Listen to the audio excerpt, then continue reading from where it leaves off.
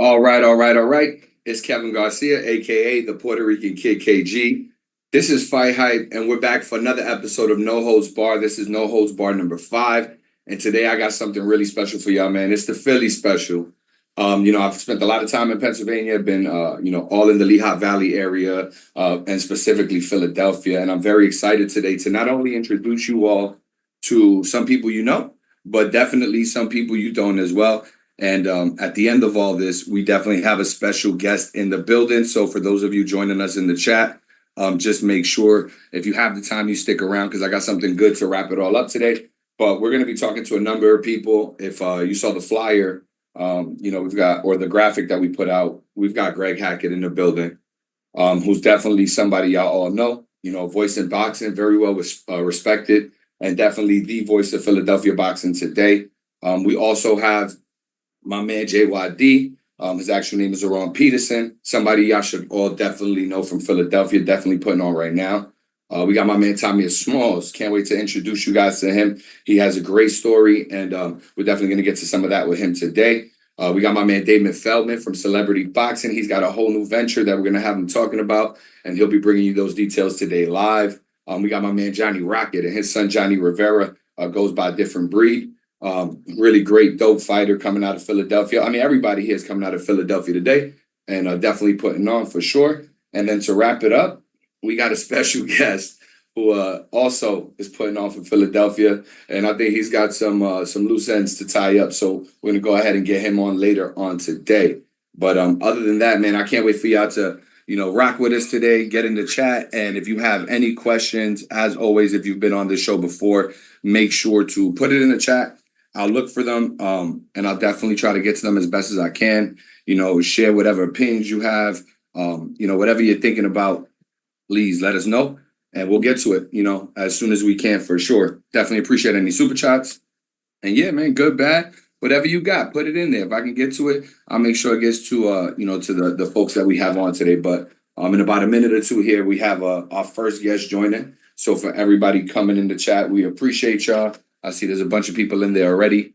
Again, this is No Holds Bar. It's episode number 5. We've been rocking and rolling since we started this for y'all. We don't plan on stopping anytime soon. Today is the Philly special, bringing y'all some really dope folks out of Philadelphia.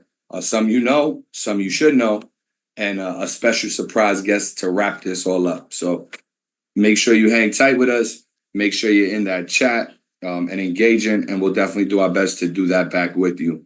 But we appreciate you joining us. This is Fight Hype. I'm Kevin Garcia. If you're unfamiliar at all with me, my actual Instagram is at the Puerto Rican Kid KG.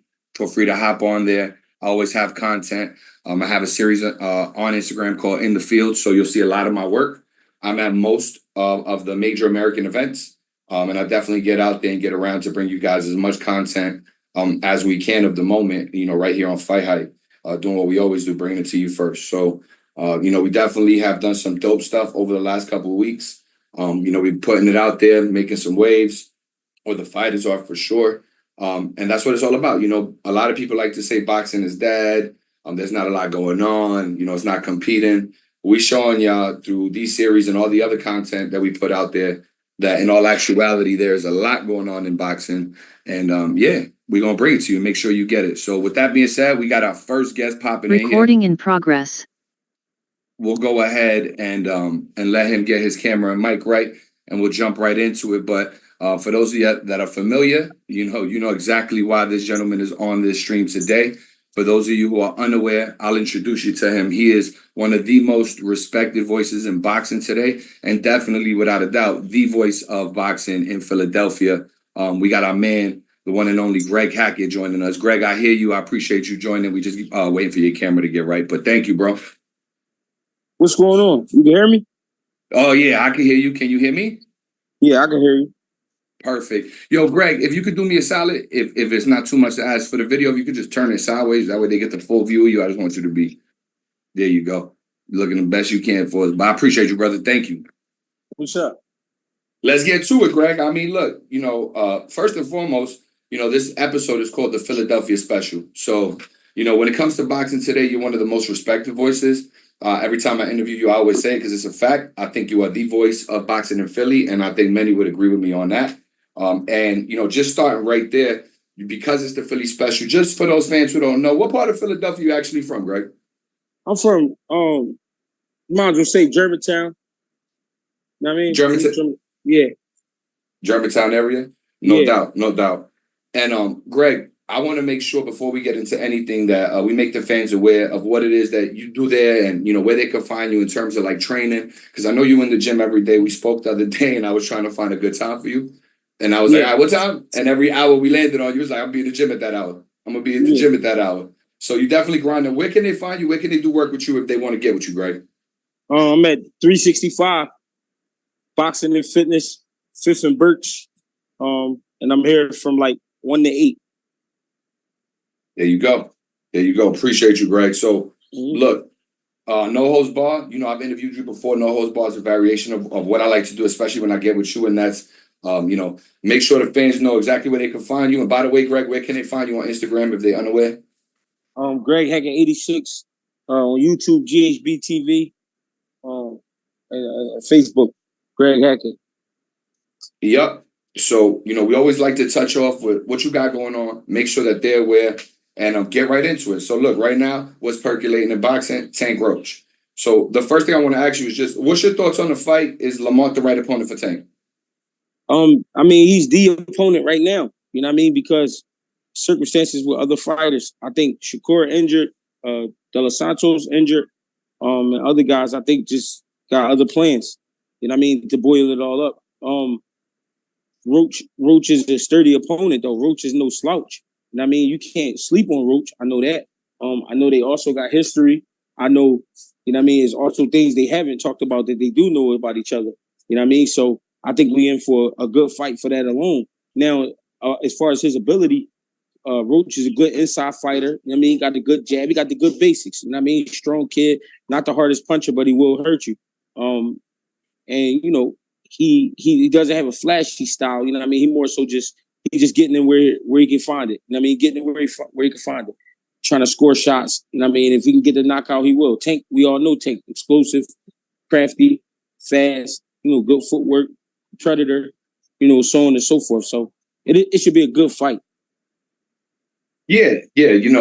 Like you just said, Lamont is definitely a great fighter. He's moving up, but I think a lot of fans, or the internet at least, right, is trying to say, hey, look, maybe this wasn't the right guy for Tank. And like you just said, Shakur, obviously injured, Loma retiring or taking a long layoff. Lamont's the guy right now, and they have that history. But do you think, I want to ask you about two things. Do you think, one, that this fight is a pay-per-view worthy fight? Like, is this a fight that we should be seeing on pay-per-view? And then two, as far as Lamont's chances, do you give him a chance to win? Now, I know you're going to say every man has a chance to win, but if you were really putting the money on the table, like, would you bet with Lamont? And if so, based on what? What could he do to actually beat Tank? I mean, for him to really beat Tank, he's going to have to cut Tank off. He can't let him develop those moments of power. Like when he generates his power, when he got to catch him while he's trying to tweak the power. And not catch him as in getting a shot off, but he got to smother him at times. He got to stay behind a good jab, and he got to be sturdy, man. He just got to be with it. Can't fall asleep in the ring, and you can't try to get too much and be greedy because you can get caught in between some shit. It's a lot he got to do in there to get the win, but like you said, any man can get the win. I mean, do you think the fight is pay-per-view worthy, Greg? I really can't speak on that. I know Tank got a following. All right, I get with you. I know Tank got a following. I can't really speak on that. You know what I mean? Because I don't know how strong his following is, but Tank is that type of name, and he do that kind of work. You know what I mean? He's exciting to watch. I didn't get to see every Tank fight live, but I've been to a few of his fights. He is exciting. So I can't really speak on that. Yeah, no, I got you. And the only reason I ask, because, there's two sides to that, right? Some will say, look, once you start going in one direction, you don't go backwards, right? He's been a pay-per-view fighter. He's going to continue to be a pay-per-view fighter.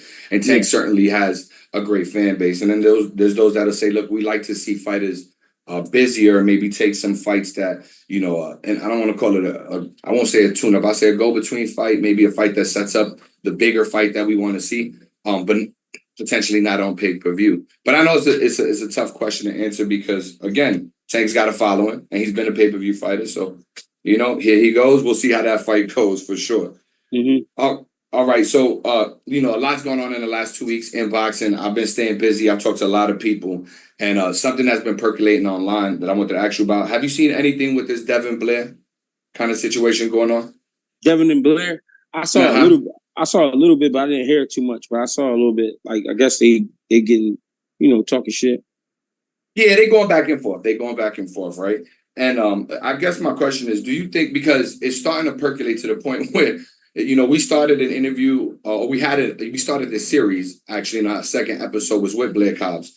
And on that episode, I just asked him, general questions about what's going on in boxing, thoughts with Devin Haney's lawsuit and this or that. And he shared his opinion. And, Blair, like only Blair does, shared it in Blair fashion. I think the Haneys took some exception to that. And it's kind of been going back and forth since then.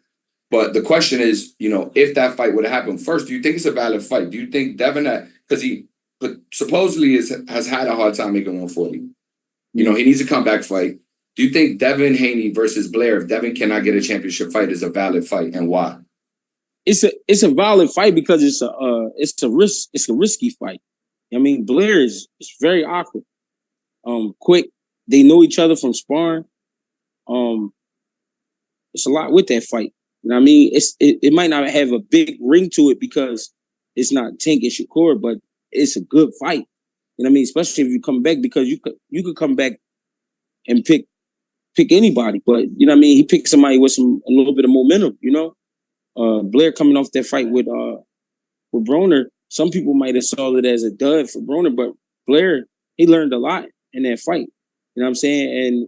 And he did some good things with that type of momentum, fighting an ex-world champion like that, and then fighting Devin Haney coming off of a crazy performance. Not a crazy performance, but a crazy fight where he took some damage. That could play all kinds of ways. Now, if they were to fight, how do you see that fight going? Like, what advantages do you see for either fighter? And if you had to make a pick, who would you see winning that fight? Because I'll let you know, we ran a clip of it on my Instagram, and I ran a poll on it. It was a few hundred voters on there, like 100 some change.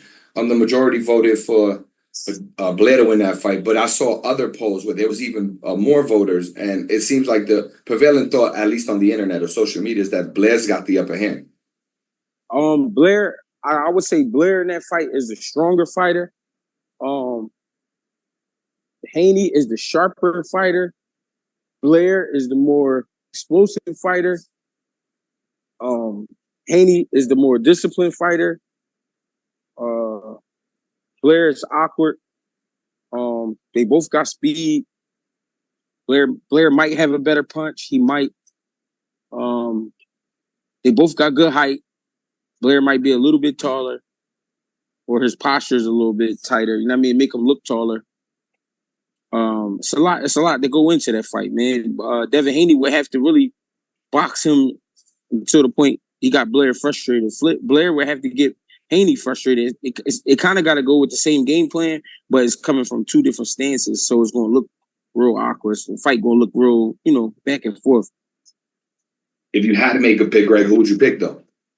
I don't know. That's a toss up. I would bet on the draw. Damn, yeah.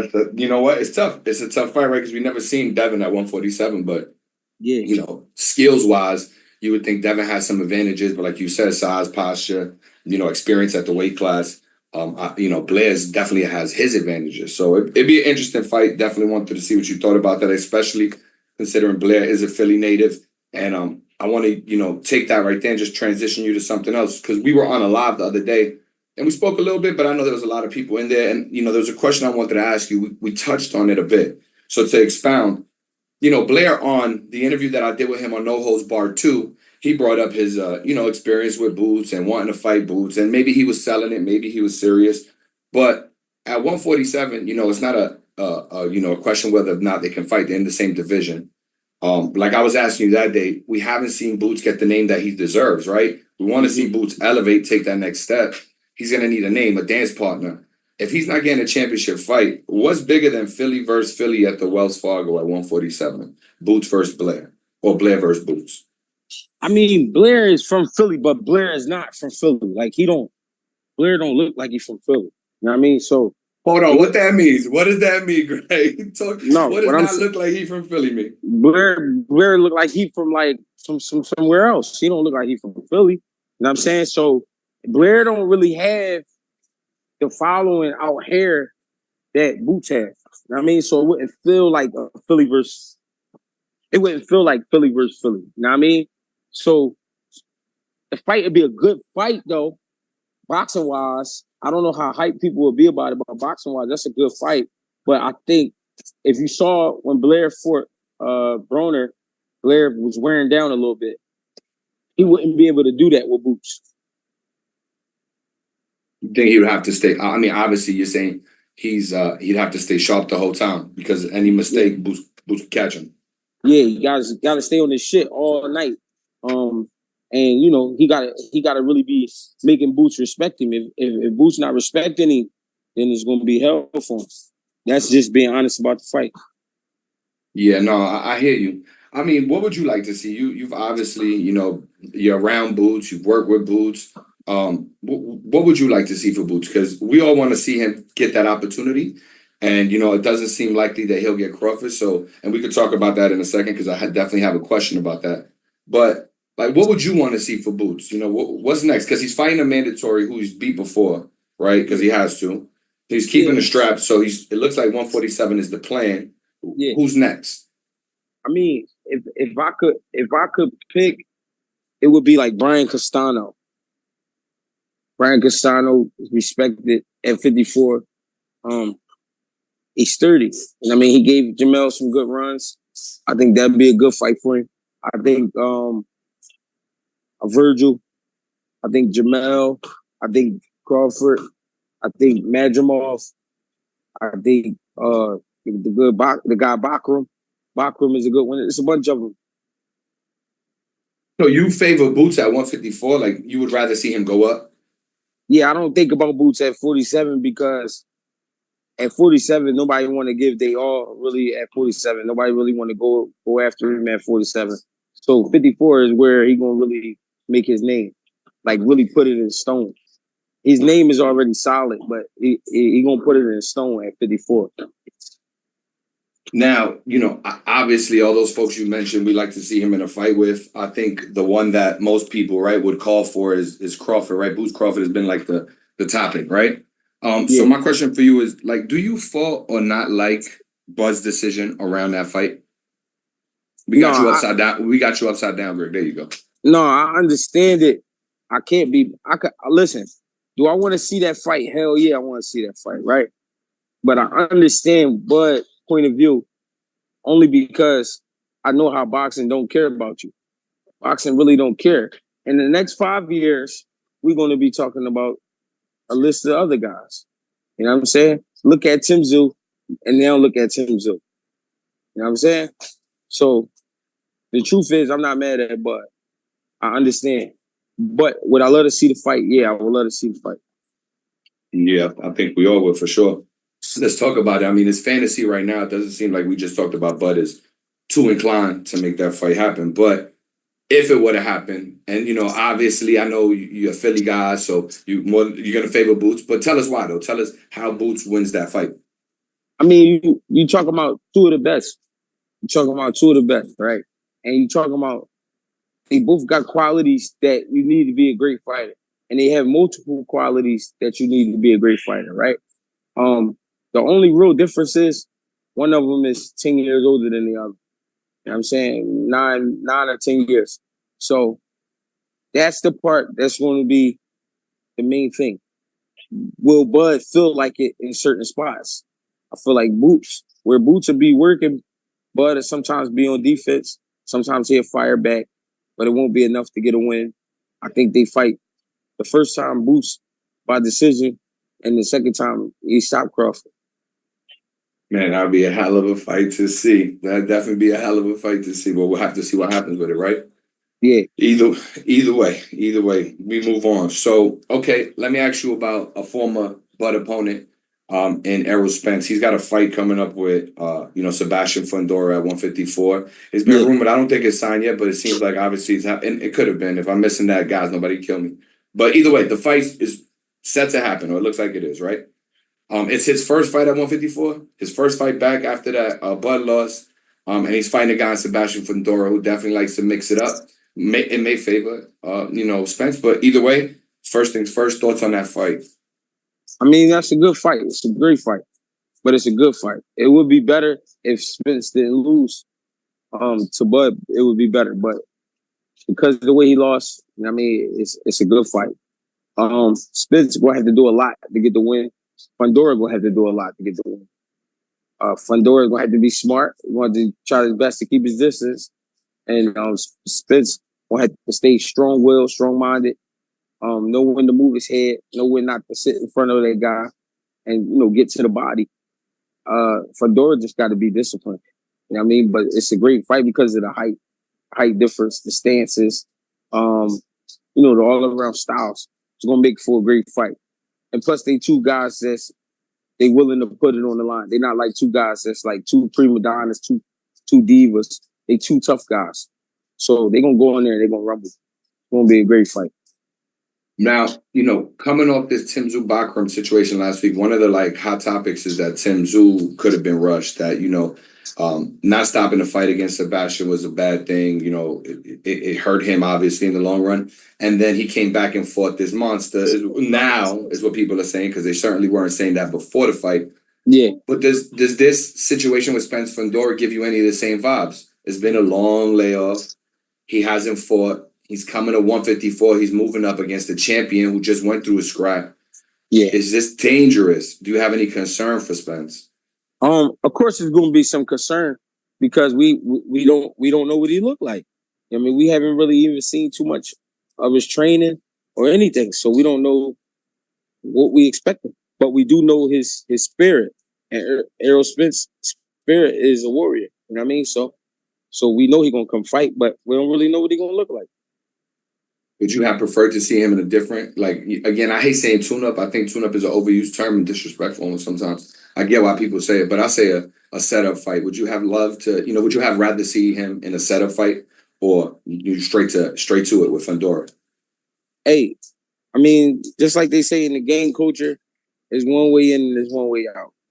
We didn't put all this work into this shit to go back to the drawing board and act like we don't know what it is. We can go back to the drawing board, but we coming out the bank. So fuck it. Got you. Who do you favor in that fight? Give me a prediction. Who do you see winning? I mean, Fundora, he got a lot of tightening up to do. He get hit with a lot of shots. I mean, we know, but if you judge Errol Spence off his last fight, he get hit with a lot of shots. So somebody got to choose to be more tactical. Somebody got to, take the upper hand and not just force the fight, but just be tactical about it. Earl got to go to the body, and Fundora just got to keep control. And that's where it comes down to. But I don't know what we dealing with because I don't know what Errol Spence we getting. So still a coin flip in your mind. Yeah, it's definitely a coin flip because you don't know what you're getting. No, that makes sense. It makes sense. Mm-hmm. Was you gonna say something? Greg? My fault. No, I was just saying we only can judge from what we last saw. And we, even though that's not the Errol Spence we want to remember, but that's the best example right now. Yeah, nah, good insight for sure. And I just want to take a second real quick for everybody in the chat just to remind y'all, this is No Holds Barred, episode 5, the Philly special. Today we're bringing y'all a bunch of folks from Philly that y'all know, someday y'all should know, and we got a special surprise guest at the end. So if you're in the chat with us, hang tight. I'll say somewhere post 5 p.m. Eastern Standard Time, right around then. It could be later, so just be patient. But either way, we got a special guest coming. Right now, we got my man Greg Hackett, one of the most respected voices in boxing today. Definitely the voice of Philadelphia boxing without question. Just going through the chat real quick, see if I see anything that's of substance that I can ask you real quick from the fans. And while I do that, question for you. Jake Paul, Mike Tyson. It happens in a few weeks. First things first, what do you think about Jake Paul fighting Mike Tyson? I mean, I really don't like it. I mean, Jake Paul is like I get it. You know what I mean? He's doing what he can do. And he's doing what he's being guided to do. Fighting Mike Tyson. Mike Tyson, a legend. At the end of the day, Mike Tyson know how to get in shape. He know how to fight. You know what I mean? So we'll see. But Jake Paul is, to me, being like a bully a little bit because he picked the old man. You know what I mean? But it is what it is. I mean, obviously Mike's older. I don't know. I think this is, I don't know if it's an exhibition, pro fight, whatever it might be. I think they definitely have shorter rounds. I think it's only 8 rounds. But either way, how do you see that fight going? And do you have any concern about Mike potentially getting hurt by Jake Paul? He's younger, faster. I'm sure, I wouldn't say stronger. We don't know. They say the power never leaves, but he's got power, right? How do you see that fight going? And any concern for Mike? I mean, I don't know. Mike fighting a young boy. I mean, anything could happen. But I would like to see Mike Tyson whoop his ass, though. Of course. I don't even want to see him stop him, just whoop his ass. Yeah, we're going to find out. What do you think about it being on Netflix, Greg? I mean, like, boxing is in a point of transition right now, right? Where, like, you got different promotions figuring out different situations. Top Rank's been at ESPN a while. You got PBC with Amazon, and even Top Rank's talking about evolving after that deal ends and moving on from that into other things. But, like, what do you think about Jake Paul and just the business side of this, him getting this fight on Netflix, and what kind of impacts you think Jake Paul has had for boxing, good or bad? What I like about Jake Paul is what he do for real fighters. There's real fighters that he does have signed to his company, and there's real fighters that he look out for. There's real fighters, you know what I mean, that he show love to. So I like Jake Paul for that. But Jake Paul being a fighter himself is trash because he always looking for the advantage and he make it clear. You know what I mean? We fighting Mike Tyson, yeah, it's a big risk, but Mike Tyson is probably 15% of what he once was. You know what I mean? So let me play a little devil's advocate on that. So that look, valid point, right? Jake definitely has the advantage over almost all his opponents. One of the few times we've seen him not have the outright advantage. He took a loss to Tommy Fury, unfortunately, right? Right. But then on the reverse side of that, most boxers, we don't know their first 15 fights from a can of paint. Like, we don't follow. That's not how the boxing world works. We catch on to them when they get that first promo run, when they feature by that first regional, and then they end up on something major. That's how it works in boxing. So most of the time, when you look at a guy's record, like I remember Regis and Devin last year going back and forth on their face-off, and Regis looked over. He said, "Name one of the first 15 guys you fought," and Devin just laughed because he knew like those guys were also guys that were not on the same level of stature where he had an advantage. So is he doing anything different than most boxers do except having the notoriety and spotlight? Nah, because the difference with Devin Haney was 17 years old. He was a kid, 16, 17 years old. So you're not going to know the first 15 because he's just developing. He's just a kid. Here you got a man fighting cruiserweight, claiming that he one of the best in the world, but he wouldn't dare get in there with one of the best cruiserweights in the world. So that's why I said he's pimping the game, and he's pimping the game by making fights like Mike Tyson. I'm not mad at him for that. I'm mad at him for acting like a real fighter. But I like that he look out for fighters. You know what I mean? So I guess you could call it like a love-hate relationship. I don't know. But, if it's Mike Tyson, it's Mike Tyson. Mike Tyson making some money, so I like it. Yeah, nah, for sure. And you're right. You're right. I've been to a lot of MVP promotions. That's what I like about MVP promotions. And you're going to see some valid fights on the card. Even if you don't agree with the Jake fight, there's a lot of valid fights on that card. And there's a lot of fighters that I heard of or were, put on the radar for me, at least through an MVP card. So definitely shout out to Jake on that end. 100%. 100%. What do you think about it being on Netflix, though? Like just being on that platform, 250 plus million subscribers, right? I mean, yeah, that's smart and that's great. You know what I mean? For boxing and for Jake Paul and for Mike Tyson. It's just that what they doing with boxing now is they're making it feel like anybody can box, and then they coming in with making up new rules. You know what I mean? So that's the only problem that's happening here. But besides that, the business wise, if you can make moves like that, get it on Netflix and shit like that, hell yeah. I'm with all that. Dope, for sure. We got Mike Mattingly in the chat, and I think you addressed this a little bit, but I definitely want to address this question. Before I do, actually, shout out to Alan CQ. Appreciate the super chat. No question, just pure love. Look, man, that's what we do it for. You know, we work hard to get on here to bring you people like Greg Hackett, who got a real voice and is involved in this stuff, and we appreciate the appreciation 100%. Mike Mattingly, can you ask Greg if he believes Boots gets another championship at 47 next or not? If not, moving up. It's like question mark. If not, is he moving up? I myself don't think the champions at 47 want to fight Boots. So I think within 1 or 2 more fights, yeah, he'll be moving up. That's what I think. I don't know. Because I don't know who does his business and I don't know how they do it. You know what I mean? But me, myself, looking at the game, 47, I want no trouble with him. Yeah. I mean, who we got at 47? We got Barrios, Stan Jonas, and then Norman. Yep, Norman. Wow. Yeah. Interesting. While we got a second and we wait for our next guest, and again, guys, if y'all got questions, put them in the chat. This is a great time to get them from Greg. We have a lot of people joining us today, and we appreciate Greg's time. Like he told y'all, he's always put in the work at the gym. So we actually, get him away from work a little bit. Feel free to shoot me questions. But while we wait for those questions to be answered, why do you think the Norman Boots fight didn't happen? It was never going to happen because that kid wasn't even supposed to have the belt. He got the belt. He young. So Top Rank say, hold on, let's be smart. We got a young kid, strong kid, got the title. If he won't be champion for a long time, we can use him for something else. But we won't use him to give all rights to Matchroom and Eddie Hearn and all of them, to make Boots look better. You know what I mean? So they're going to hold him up. They knew they wasn't going to take that fight the whole time. Yeah. Why do you say, just so people understand, why do you say he wasn't supposed to have the belt? Because nobody thought he was going to beat Santillan.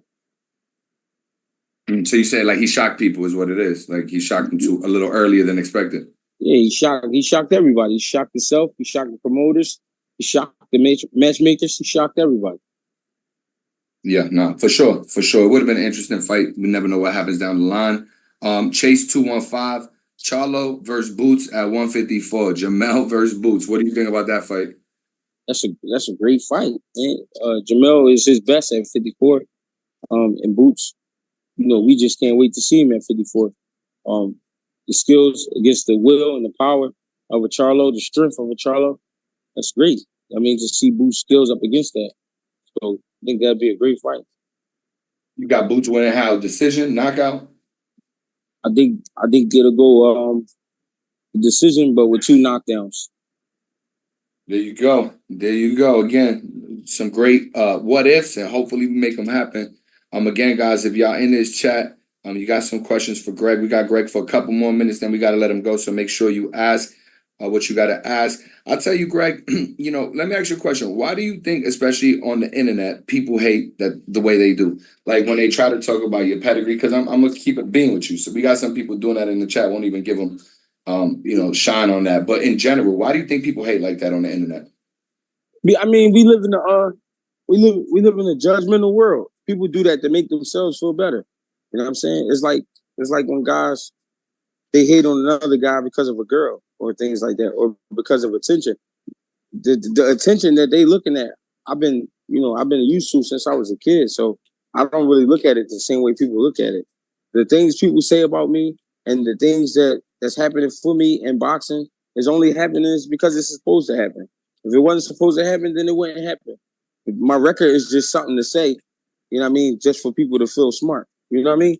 It's just like being a bully, picking on somebody. You know what I mean? But facts. I can't focus on that. And just JYD. JYD in the building. Yo, what up? My guy. Hey, Jay, do me a solid. If you can, just turn your camera to the side. That way we get you in the best view, G. That's all. Real quick, while I still got you here, Greg, and before we go ahead and switch over to Jay, what do you say to people, or how do you tell people, like, yo, listen, we got obviously there's a difference between you were in the sport and you have this record, but having the knowledge to help somebody get better, right? Like, how do you just clarify that for them so they don't get it confused? A record doesn't justify knowledge, right? Because plenty of coaches were never stars in their sport, but run great teams, right? Yeah, I mean, there's plenty of guys out here that know how to fix cars and they could work for big companies, but they just choose to work for themselves. So they don't have to the big company, but they got the knowledge of being a mechanic or whatever it is. So I've been boxing. I've been in the gym in and out of the gym since I was 4 years old. My dad used to box. So I've been around boxing that long. I'm from a boxing city. I'm from Philadelphia. So any type of fighting, any type of boxing, any type of style that you want to see, we most likely got at least one of it here. All the teachers I've been around, Fred Jenkins, Kevin Carmody, Nazim Richardson, Bozy Ennis, Mr. Mitch Allen, Mr.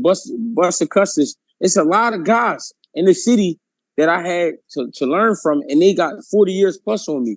You know what I mean? Some of them 50 years, some of them 30, shit like that. So my angle of the game is just my opinion of what I saw growing up and how I saw things get put together and all the styles and shit like that. So I learned a different way. I didn't learn like everybody else learned.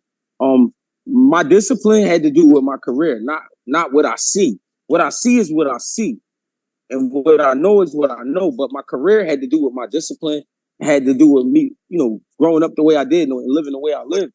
You know what I mean? That's just an experience. I'm now 38 years old. I turned pro when I was 21 years old. My last fight was earlier this year. I'm currently active in boxing. So I'm boxing all day. I'm boxing all night. I'm boxing when you wake up. You know what I'm saying? So how could I not know something about the sport? What people do in this world, again, to feel important, they try to put people down, but it's only because they walking around with a defect. You know what I mean? Me, I know I got defects, and I know I'm not the smartest man in the world, but boxing is my shit, and it's been my shit for a long time, and it's going to be my shit when I die, and so on and so forth. So I really don't think about what people think or what they say about my record, because at least I have a record. At least you know what I mean? I really got to move around this shit. I got experiences with this game. I've seen a lot of shit. You know what I mean? But people just, they want to sound smart because, they're sitting on the couch.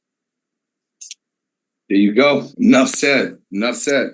Last question for you, and then we let you out of here. Greg, I saw your interview with Shakur the other day. Just talk to us about y'all relationship, how that came about, and then what do you think about Shakur's path forward? Does he beat Tank? Again, like if you look at the dynamic, you got a silver medalist talking to a journeyman on the phone, right? Why does that happen? Because it's still boxing. It's a brotherhood. I'm still going to run into this guy. I heard of JYD before I met JYD, right?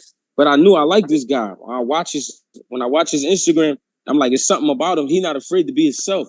So then I meet him in person, and it was after one of his fights. You know what I'm saying? And he did his thing, but then he came and gave me my praises for something totally different. And I'm like, bro, congratulations. You just won your fight. Like, you know what I mean? But the fact that he had enough sense after a fight to tune in and give me some love, you know what I mean? That's where this game is, for real. All the little beef shit and all that in between, that's just the shit people add into it. I mean, for real.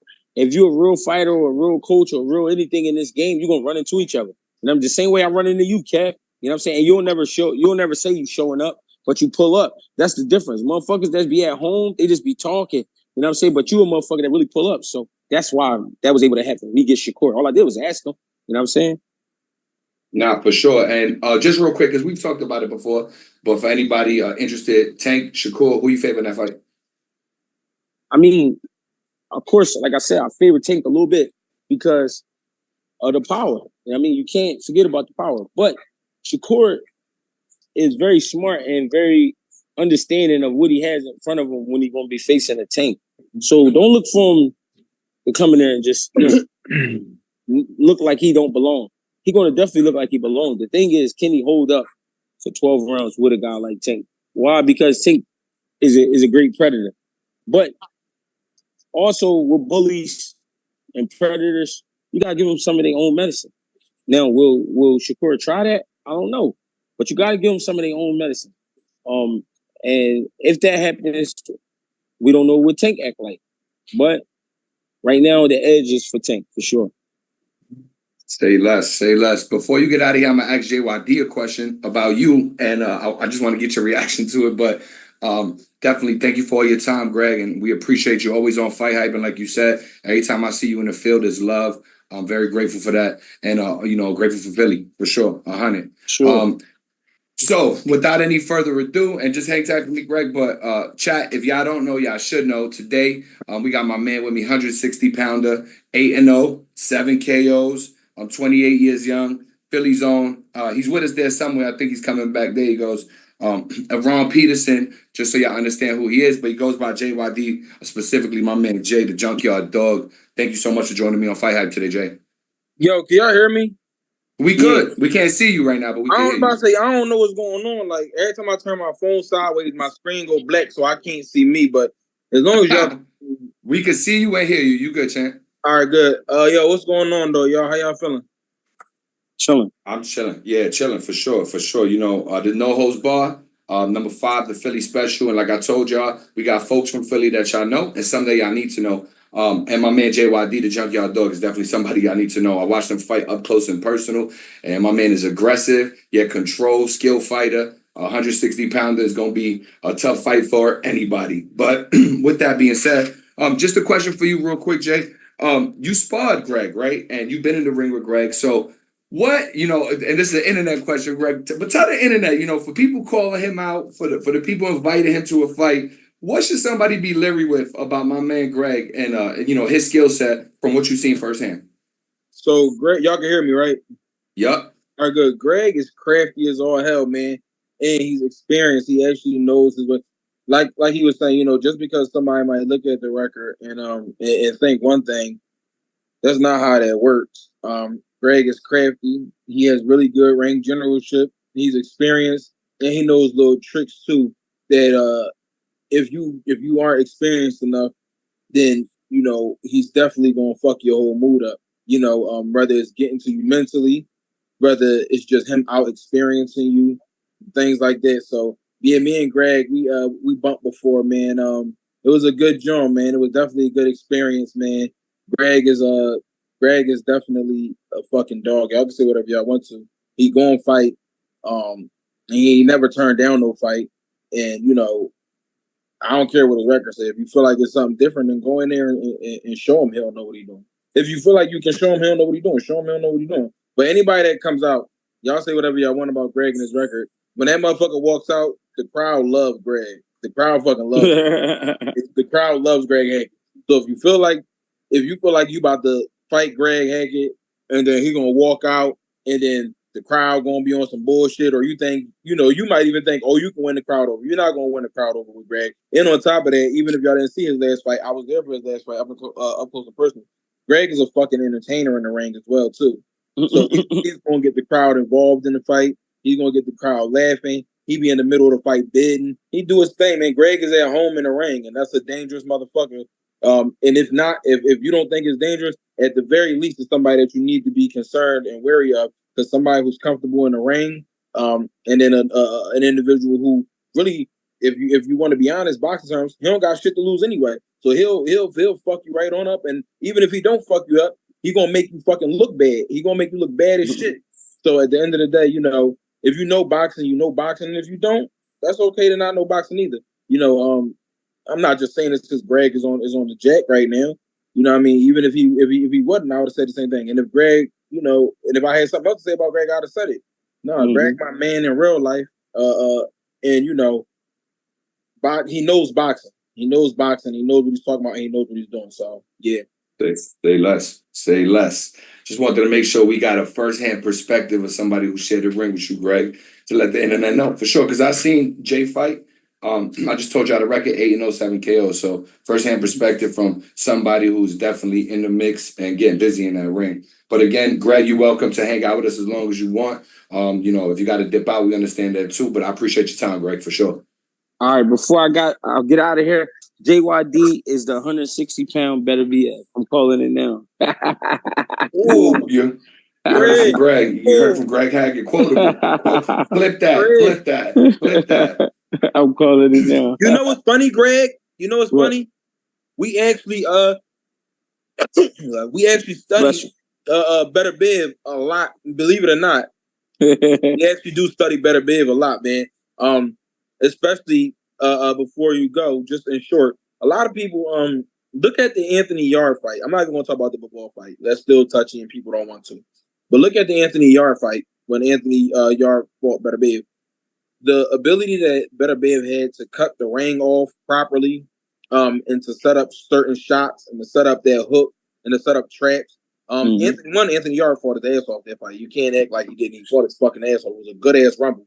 But when you look at the control and the ring generalship that Better Bev had, his ability to cut the ring off, that's another lost art in boxing, is properly cutting the ring off. Better Bev 100% was doing an excellent fucking job at that. And if you look at the Bivol fight, which was close, we watched that fight together, Greg. You, me, and everybody else that was on the Danny card. We all watched that fight together. And it was some back and forth on who thought what and things like that, which is fine. It's boxing. But I think it could have went either way or a draw, to be honest with you.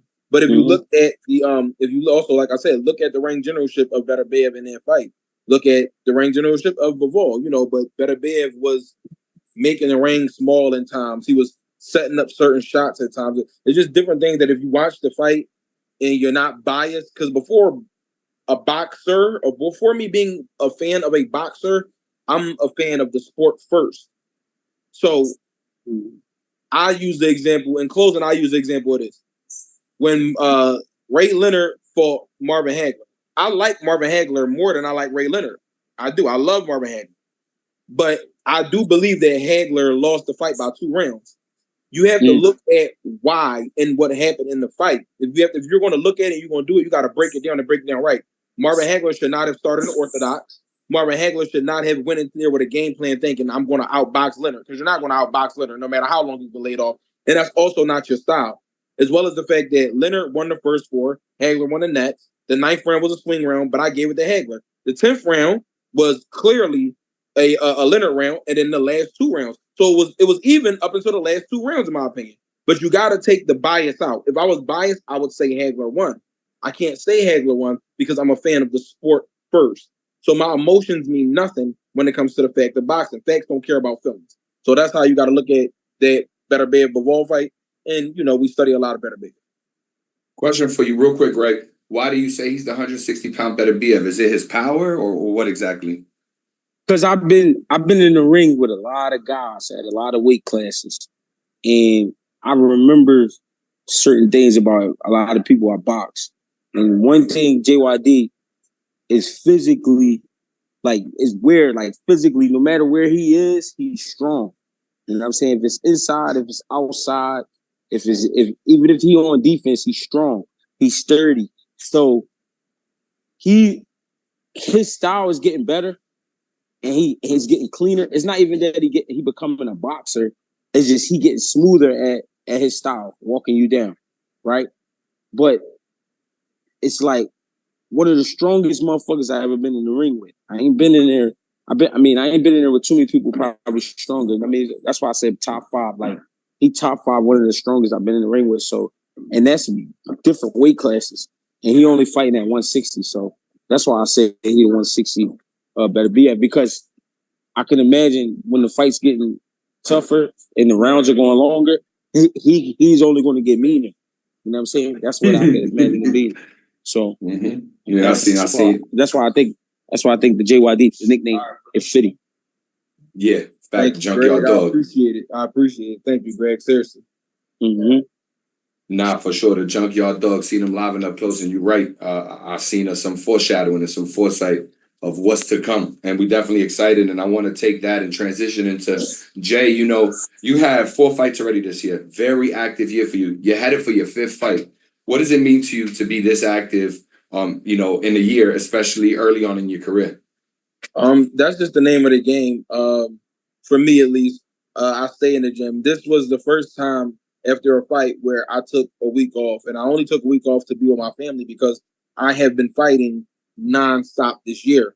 So my family has been missing me. So I took the week off to make up some time with my family. Today was my first day back in the gym, and it was phenomenal. We did about, I believe, 20 rounds today. Even when I was out of the ring, I was still doing maintenance work, which a lot of fighters don't do. You'll take time off and you don't do the maintenance work. I still do the maintenance work. I'm still active. My job overnight requires me to walk at least 5 miles a night on a light night. That's my lightest night. I'm walking 5 miles a night because of my job. So I'm steady drinking at least. In the gym, you'll drink a gallon of water in the gym alone. And then at night for my job, I'm drinking a gallon because it's all coming out of me. I'm just going to the bathroom nonstop, and I'm drinking a gallon or a half a gallon at work at night because I'm walking nonstop. So I do the maintenance work, and that's just the name of the game for me. Not to sound like some scripted bullshit, like just something. We live in the gym. Like this is what I do. It's funny. Breadman, after the fight, Breadman called me on Monday. And he called me and then he hung right up. But I thought I missed his call. So I called him back and we laughed on the phone for about 10 minutes. He was like, man, Jay, we ain't got no fucking lives. I'm used to you being in the gym directly after a fight. And then I looked, I'm like, oh shit, I told Jay not to come. And it's funny, shit like that happened because we just laughing like, damn, like, and this was a long week for me. Like, I'm getting on my wife's nerves. Like, I'm trying to get back in the gym. I'm shadow boxing them. I'm fucking doing all this because I'm trying to get back. I'm itching to get back in the gym, and they telling me like, can you just chill and just enjoy being off? And it's hard because that's not what I'm used to. So, staying active and staying in the gym. Can we expect the same kind of pace from you next year? 5 fights in a year in 2024. Well, how many next year are you looking for?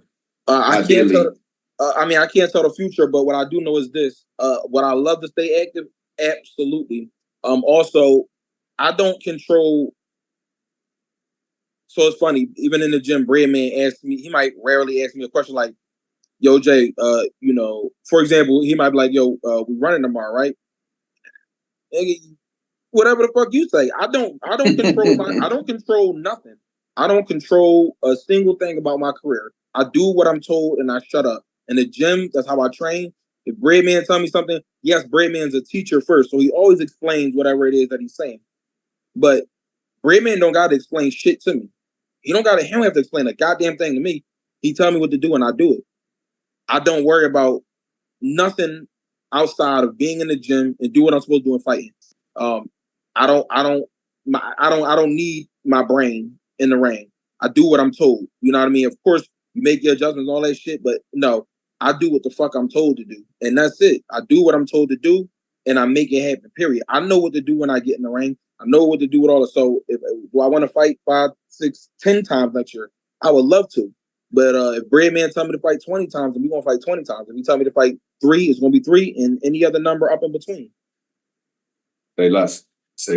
And for those of you who are unfamiliar with Jay, Jay's definitely an experienced fighter. Like he just told you, he sparred, Greg Hackett, right? Somebody y'all know, but definitely sparred a lot of other experienced fighters as well. And I wanted to talk to you about that because somebody that you've actually shared the square circle with and you spar with and then training with is Caleb Plant, right? So first question is just, what was that work like, you and Caleb? Great work. Caleb is, one thing, it's funny. People kind of got a weird notion about Caleb in the sense of they think he's a type of way, but he's not. Caleb and Julian have this thing where they're actually cool as shit. They're men first, and they're not going to let you play with them no type of way. Like they're not going to let you violate or disrespect them. Chiron is also the same way, but Caleb and Julian are kind of like more like that. Like, if you be around them, it could cause problems because people will say like they're standoffish or something like that. So people got this weird notion about Caleb, and no, the nigga's cool as hell. But as far as the sparring go, it was great work. I think we may have did about 6. It may have been like 6 rounds. I think we did. When we had work, we worked a time or two, but whatever the case, the last time we worked was about 6 rounds, and it was great work. It was back and forth. It was I learned some shit. He learned some shit. He had good distance. He has a great jab. My inside work was great for him.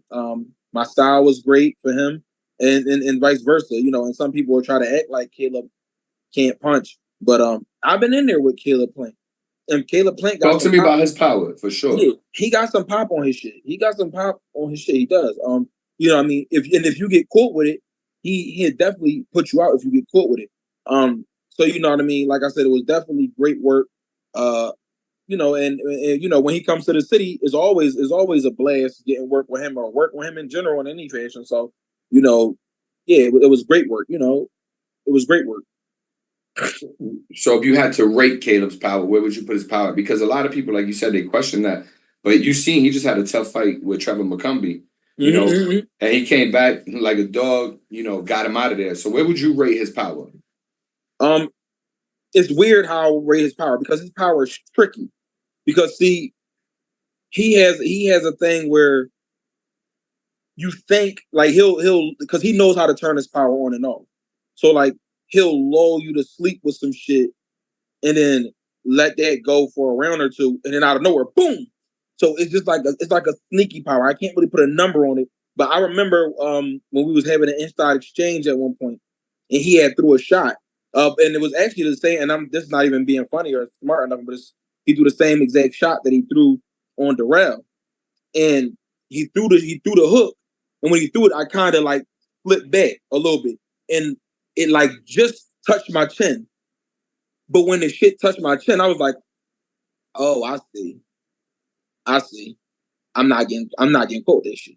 Because sometimes when Julian was the first person I want to say on a world class level, I feel like that did that to me. He caught me with a shot when we first ever sparred. This was like over a year. This was literally Julian Williams, right? Julian Williams caught me with a shot, and when he caught me with the shot, it felt like his hand ripped through the fucking glove. Like I felt every single knuckle in his hand. Like he had on his proper 14s and all that. He had 16 ounces and all that shit. He had on his proper 16s and all that. But the way he snapped the shot, boom. And I felt every knuckle in his hand. And I said, I'm not getting caught with that shit again. I'm not getting caught with that again. That's kind of how Caleb, that shot was when he threw it. It might not have been clean, but when he graded me, I was like, ooh, if that would have touched me, I would have felt it. So you don't want to get caught with shit like that. So he has sneaky power. I can't put a number on it, but it's sneaky. Nah, for sure. So somebody, I don't know how likely it is because of the politics and the business in boxing and where this other man's career could be going at the moment. But, somebody that obviously they put Caleb in the mix with is Edgar Berlanga. So just from the outside looking in and from your experience with Caleb, how do you see that fight if it would have ever actually come to fruition? How do you see it playing out? I think it will come to fruition, to be honest with you. What I think is, honestly speaking, yes, Berlanga has confidence because of his last fight. So he believes in himself. He definitely believes in himself. But I do think that Caleb Plant is eventually going to be too much for him. I think that Caleb Plant is a better inside fighter than him. And as we can see from the fight with Trevor McCumbee, when the adjustment needed to be made to get to the inside, we saw how that shit went. So he boxes better. I don't think anyone's going to argue that. He boxes better than Berlanga. So it's not like Berlanga, in my opinion, it's not like Berlanga going out boxing. That's not happening. And if it goes to the inside, and Caleb got to sit in the inside with him, I think Caleb is going to suffocate and smother Berlanga's punch power. And honestly speaking, I think he, if it does go to distance, I think it'll be unanimous. And if it doesn't, I think it gets stopped in about 10. There you go. Questions about CP a different way, Caleb Plant looking a different way. We all saw it. We saw the skirmish with him and Jamal Charlo. Jamal Charlo seems to be on the comeback trail. If that fight would have happened, especially with Jamal having a long layoff, actually backing up, what did you think about that slap when it happened? And two, how do you see that fight going? Jamal Charlo versus Caleb Plant. When it happened, I was like,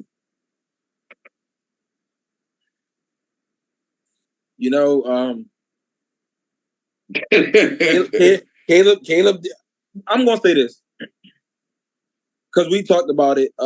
Me and you talked about it a few days ago. Before I got into boxing, and I'm not glorifying it because I'm strictly against it. I'm a huge advocate of get the hell out of the streets and stay out the street. But before I was boxing, I was definitely outside. And yeah, people knew better than to play with me any type of way in them fashions because I don't really have an in between. I'm either playing and I'm happy, or it's on 10. I don't have much of an in between at all. So if somebody grabbing your beard or touching you in a violating type of manner, and you like, hey yo, listen, this ain't that, and then they continue to do so, absolutely, you have a right to defend yourself. I also live by a code of, if you violate me or disrespect me, don't tell me the limits to take it to. So you can't tell me, oh, you know, I'm a doink. This is a doink for anybody who don't know. When you do this to somebody here, you doink them. Shout out to Philly. If you doink me, you can't tell me the limits to go to disrespect. You can't tell me the limits to go. You can't tell me. So you might doink me, and I'm liable to spit in your face, and then take it to the next level after that. Because you can't tell me no level to violate you after you violate. There's no rules for violation. So no rules for reaction, right? That's what they like to say. Yeah, you can't tell me once you violate me, oh, it's up there. So Caleb felt violated, and he even warned the man and said, I was not present, but from what was on video and from what Caleb also said, like it was a thing of, you violated me. Now hey, don't do that. And then a violation happened again. We men first, and you gotta carry yourself like a man no matter where you're not gonna boy me. You're not gonna boy me. And I think that's what Caleb got, but you're not gonna boy me, bro. Like that's even with boxing, like fuck boxing. We get in the ring and that shit get hot. I don't care about boxing, dog. I'm gonna try to take your life. Like if you it don't even got nothing to do with wins and losses at the end of the day. If you touch me a certain way, or if this shit getting hot and we really into it in the ring, bro, man, this ain't even about me winning the fight no more. Like when that bell rang, now I'm about to really try to earth you, and I'm sure you're gonna do the same thing to me. So it's just you gotta handle yourself as a man at all times. Say less. How do you see that fight going though? If they were to fight, how would you see it playing out? And do you? Yeah, Jamal Charlo, Caleb Plant.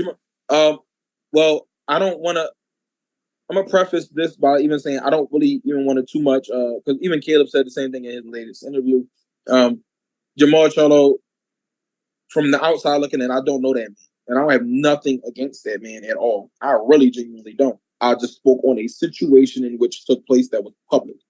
Now, on a different note, I do wish the best for that man, mental health wise, emotional health wise, physical health wise, etc. Because I don't know his situation, but from the outside looking in, from the world's perspective, he has some things going on that I don't know what they are exactly, but I wouldn't want him to get in the ring until those issues are resolved and he is mentally back to himself.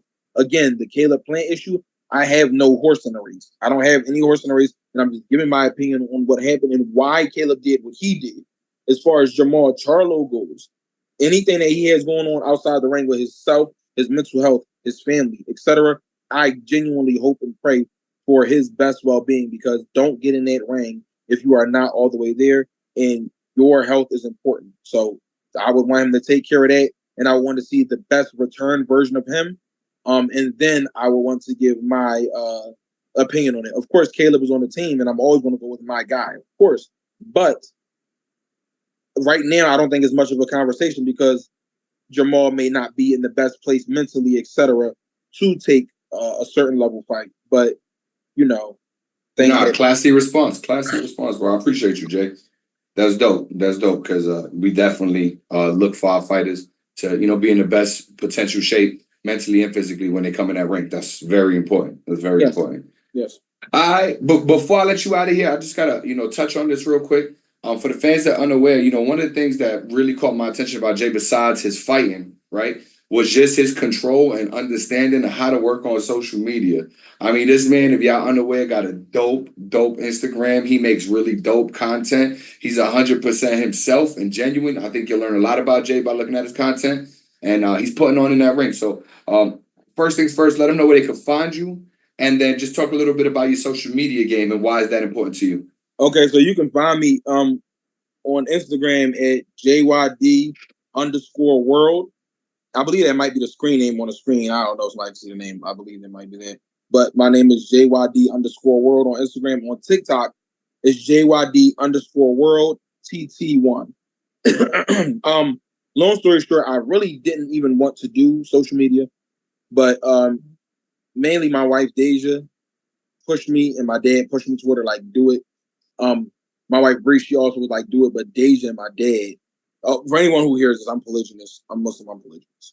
But my dad was just like, dog, you gotta do it, you gotta do it. And I'm like, man, I always was telling him, like, I was born in the wrong era of boxing, dog. I don't care about no social media. Like, niggas gonna know my name because of the work I put in. I don't care about no social media. Like, I don't care about all that posting spars and all that. I don't care about none of it.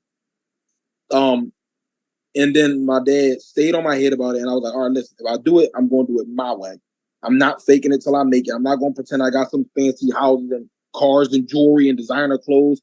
I don't. I wear Burlington coat factory clothes. My clothes come Shout out to Burlington. They got good deals. Burlington, Ross.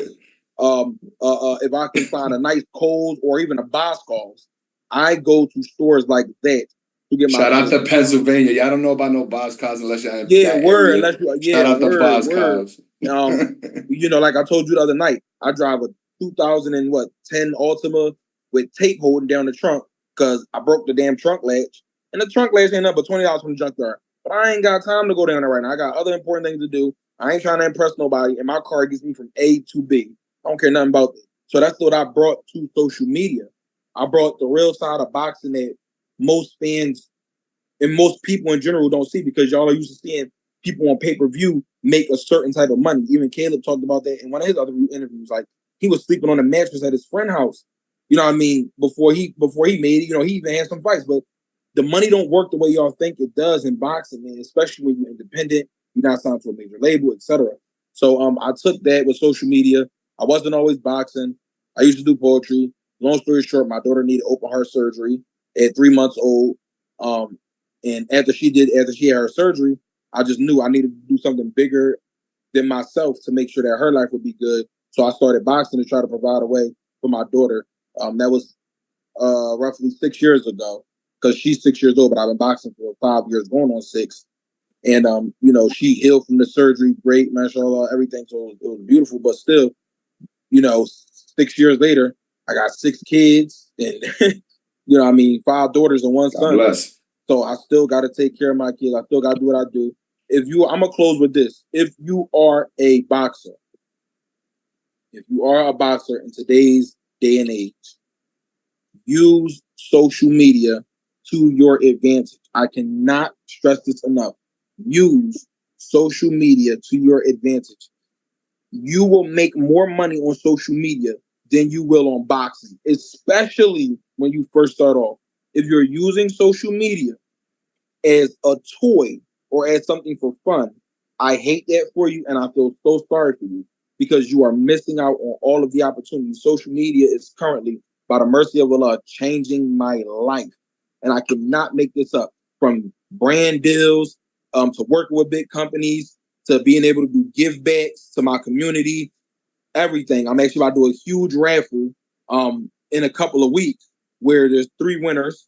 First place will be winning literally thousands of dollars worth of merchandise and boxing equipment.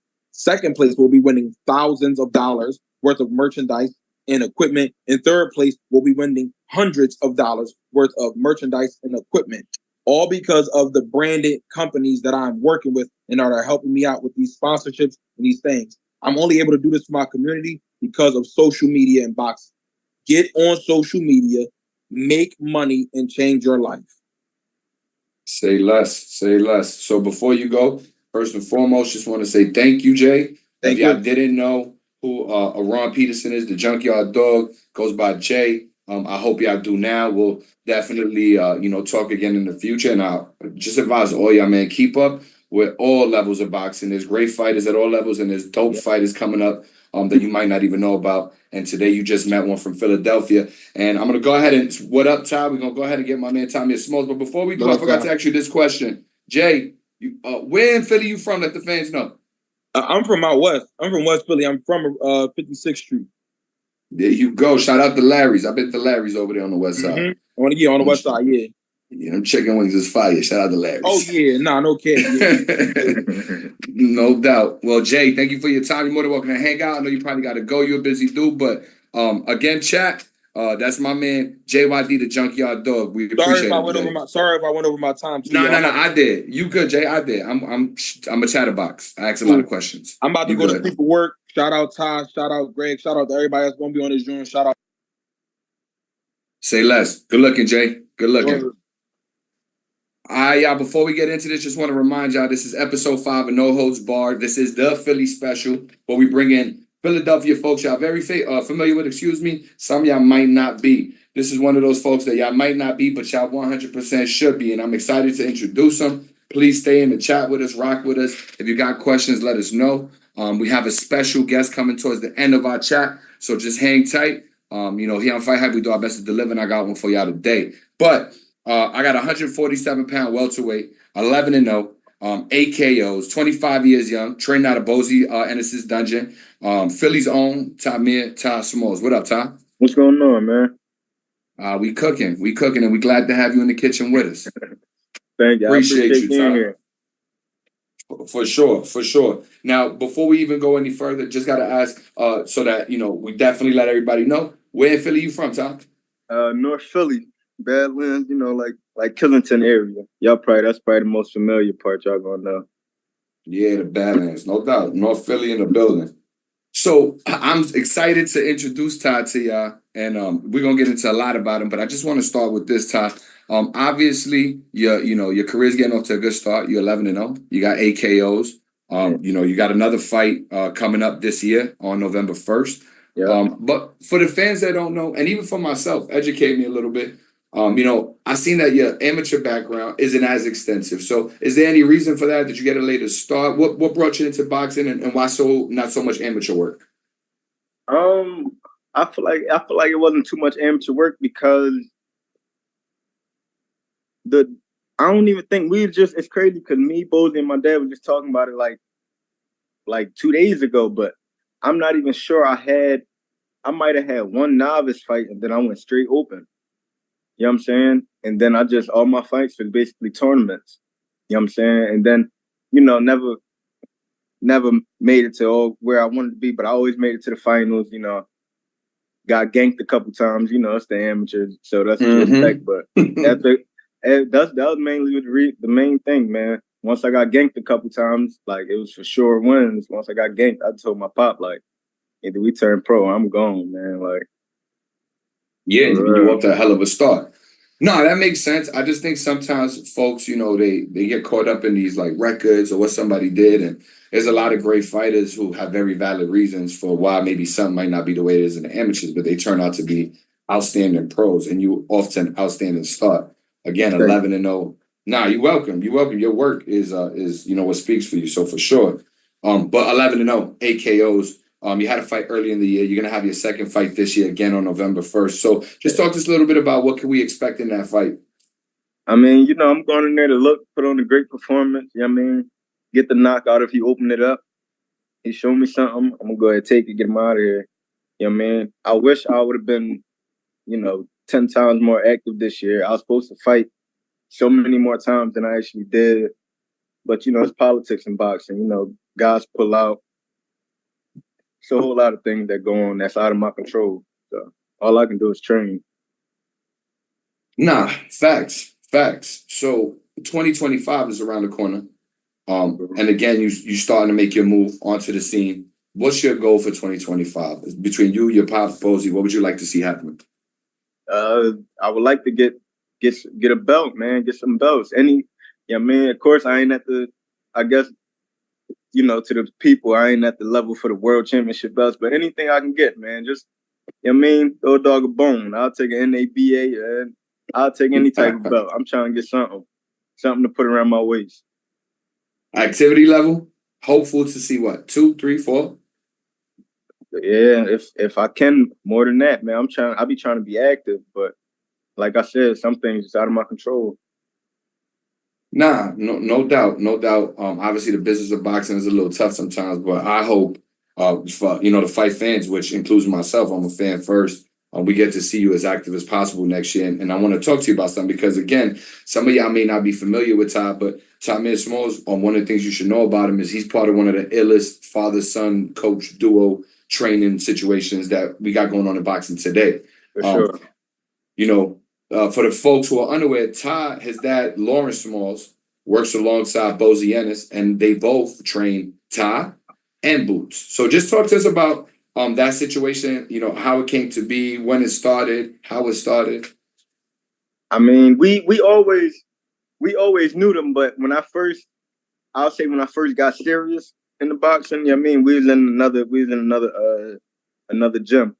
But once it started getting a little serious, we said, yeah, I mean, we gotta go get some better work and, stuff like that. So, we had to make that transition, and it's been love ever since. It's been love since before we was training with him and ever since we came. You know what I'm saying? So this is some of the best work you're gonna get in Philly. So why not be there? Yeah, no doubt. Obviously, Boots has made a name for himself, and he's a great fighter, and he's looking to ascend. But talk to us about your experience with him, just working with him. I'm assuming you guys have shared the ring sparring or something like that. Countless times. I can't even tell you how many. We've been sparring. We've been sparring the last 10 years, man. Like for real. So go back at least a decade. For sure. It's 2024 for sure. You know what I mean? Before, when he was getting ready for the Junior Olympics, we was working. We always work. What's that work like? Dog work, man. Y'all need to stay away. Y'all need to stay away from that guy. Stay away from me too. Do us a solid, and I mean, we all seen it, but if you had to rate Boots, what do you think his best qualities in the ring, or whatever presents the biggest challenge for you when y'all sparring? What would you say it is? Because he's got slickness, he's got power, he can move around. What gives you the biggest challenge though when y'all sparring? I'll say his biggest asset in boxing is probably his IQ. Like he's just so smart. Like it's like he know what he gonna do before he do it, and he know what you gonna do before you do it. You get what I'm saying? So if you throw the jab, he know eventually you're gonna come with the 1-2. So I mean, I'm not saying that exact form, but you just get what I'm saying. Like it's like he just can read it. He just read it. He be in the Matrix. Yeah. He's seen a whole lot of zeros and ones. A whole lot. Yeah, nah. I mean, look, we seen Floyd, obviously, the GOAT at that. Bud's got that in him, and we see it from Boots. And I hope for Boots' sake, he gets that opponent that takes him to the next level. And the same for you, Tah. But question for you around Boots, just the last one there, as far as that side of things goes. Who would you like to see him fight next? Because he's fighting a guy he already beat. He has to. It's a mandatory. Looks like he's trying to assert himself at 147 and remain champion there. Probably clean that division up. But if you had it your way, just, as a friend, as a training partner, who would you like to see him fight next? I'm around him every day, so I know what he wants. You know what I'm saying? Ooh, come with it. I mean, we all is. Chat, y'all listening? Who Boots wants? Tell us. Y'all know who he want. He want first of all, he want all the belts. That's what he want. But at the same time, he want to give the people. He want to give y'all what y'all asking for. So y'all want him to fight Crawford. He feel the same way in his heart. Of course, he want to be undisputed. You know what I mean? Get all the belts. But he want that big fight. He want to make the fight happen to make the people happy. So let me ask you this then, Tah. Because, Bud's stance on that is, look, I had to work to get to this point. I'm looking for championship fights. So from your perspective, do you not like or not respect that decision, or do you understand that even though, it's not obviously what Boots will want? This the thing. I feel where y'all be coming from, but a lot of people is just talking as fans and not boxers. You get what I'm saying? So Crawford, you gotta think. Crawford 37 years old, about to be 38. Boots is 27. So of course Boots trying to get that Crawford trying to get that get out of here money. You know what I mean? Crawford trying to get that them paydays that he been getting. And you gotta respect it. So I'm not mad at him for the route that he taken. But the people want to see that fight. But I respect his decision. I respect his decision because it is a smart move on his end. You get what I mean? Yeah, 100%. 100%. I feel the same way. I would love to see them fight. I get what Bud's saying, but as a fan, just a fan, it kills me because that's a fight that you would love to see. Yeah, I would love to see it. Yeah, how do you think it goes? We know you favor Boots. We know you rocking with Boots, but how does he beat Bud? What does Bud got to be aware of or be leery of that Boots possesses that could win him the fight? There's so much. There's so much you gotta be wary of, and I'm not just saying like Crawford a slouch or nothing like that. But Crawford doesn't have nothing that I ain't seen Boots overcome before. You get what I mean? I haven't seen him do nothing that's like, whoa, I don't know if Boots can. You get what I mean? Mm-hmm. So I think Boots he just take him in the deep water, and them later rounds, that's where it's gonna get weary at for the older guy. Maybe, never know how it's gonna go. It's boxing. Anything could change in a split second. But I'm rocking with my camp. I'm rocking with my city for sure. Oh yeah, honey. I expect no less. But I appreciate the insight because it means something, right? You right there. You see it firsthand. So it's not like we just asking anybody. We asking somebody who's right there doing the work, pushing back and forth, making each other better. So it's great insight. You worked with Brian Norman Jr., Tah.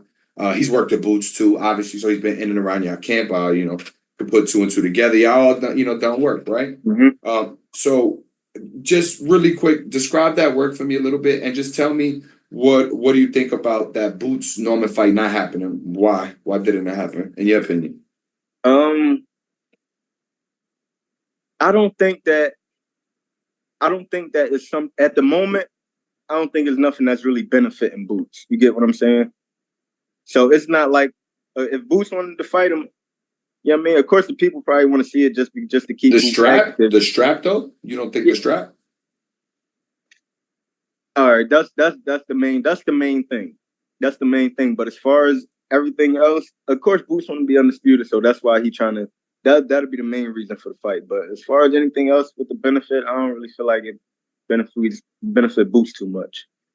Boots right now is just on another level. So do you think like that fight didn't happen?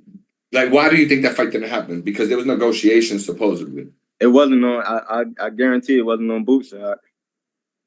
Got you. You know what I'm saying? It didn't happen if it had to be some other.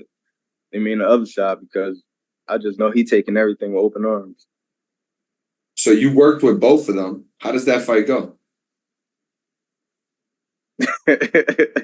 I'm not going to my camp 1,000%.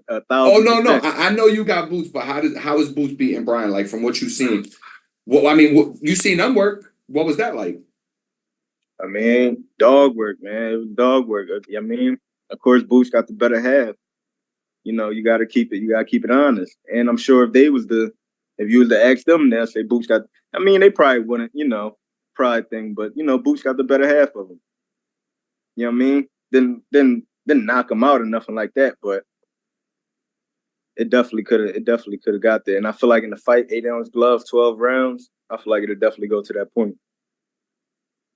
Got you.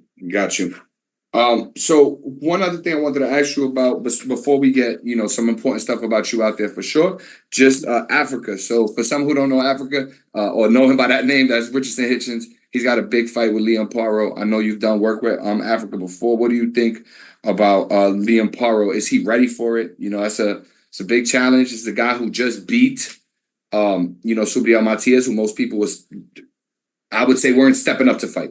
I don't think anybody was scared, but nobody was just volunteering. But Paro handled that job. Damon, what's up? Hang tight. We're going to be right with you. We got the CEO of Celebrity Boxing in the building. But yeah, Tah, what do you think about that fight for Richardson Hitchens? I mean, I think it's time. You know what I'm saying? Africa had a belt. Africa got a belt, right?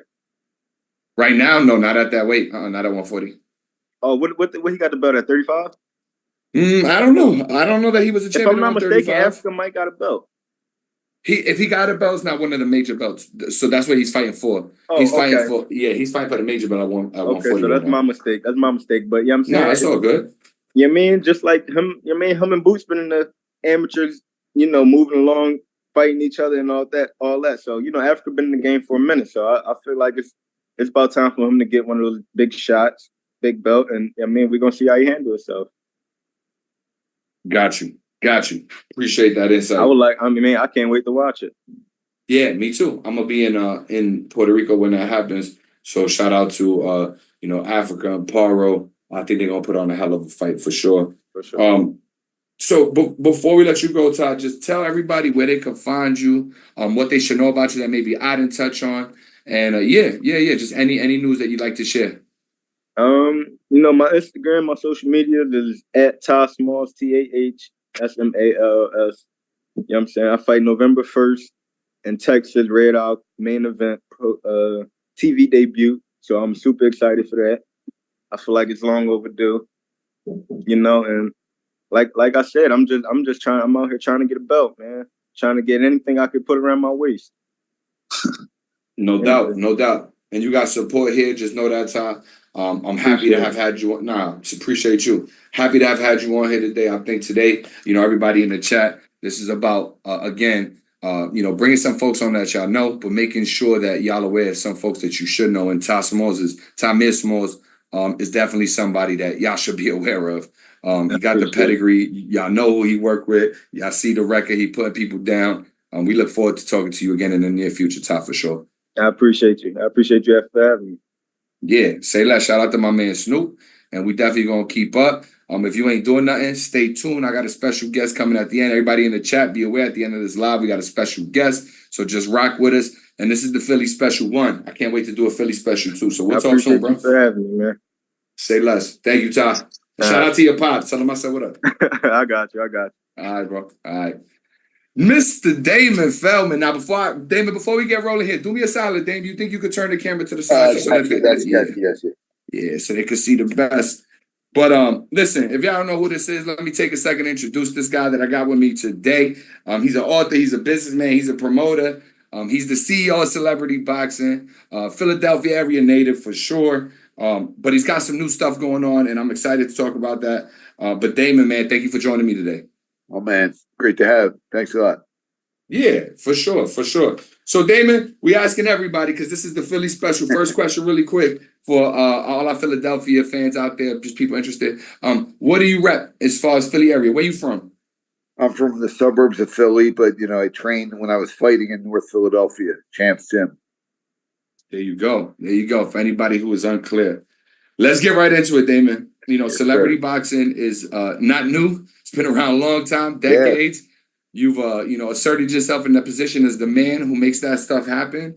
And the industry is growing, and you're growing right along with it. So you have a new venture in X Rumble. And I want to give you the floor to go ahead and let the fans know what X Rumble's about, what they should be aware of, and what they need to look out for. Absolutely, man. It's a new sanctioned league coming out. This could be, giving pro fighters, up-and-comers, a chance at getting in the spotlight. We're doing different fight rounds. 5 rounds are our world title fights. Shane Mosley, Hank Lundy, and Kimbo Slice Jr. hold our titles now. And 3-round matches. We're going to be talking to the athletic commission. It's either going to be 2 or 1-minute rounds. Right now it's 1.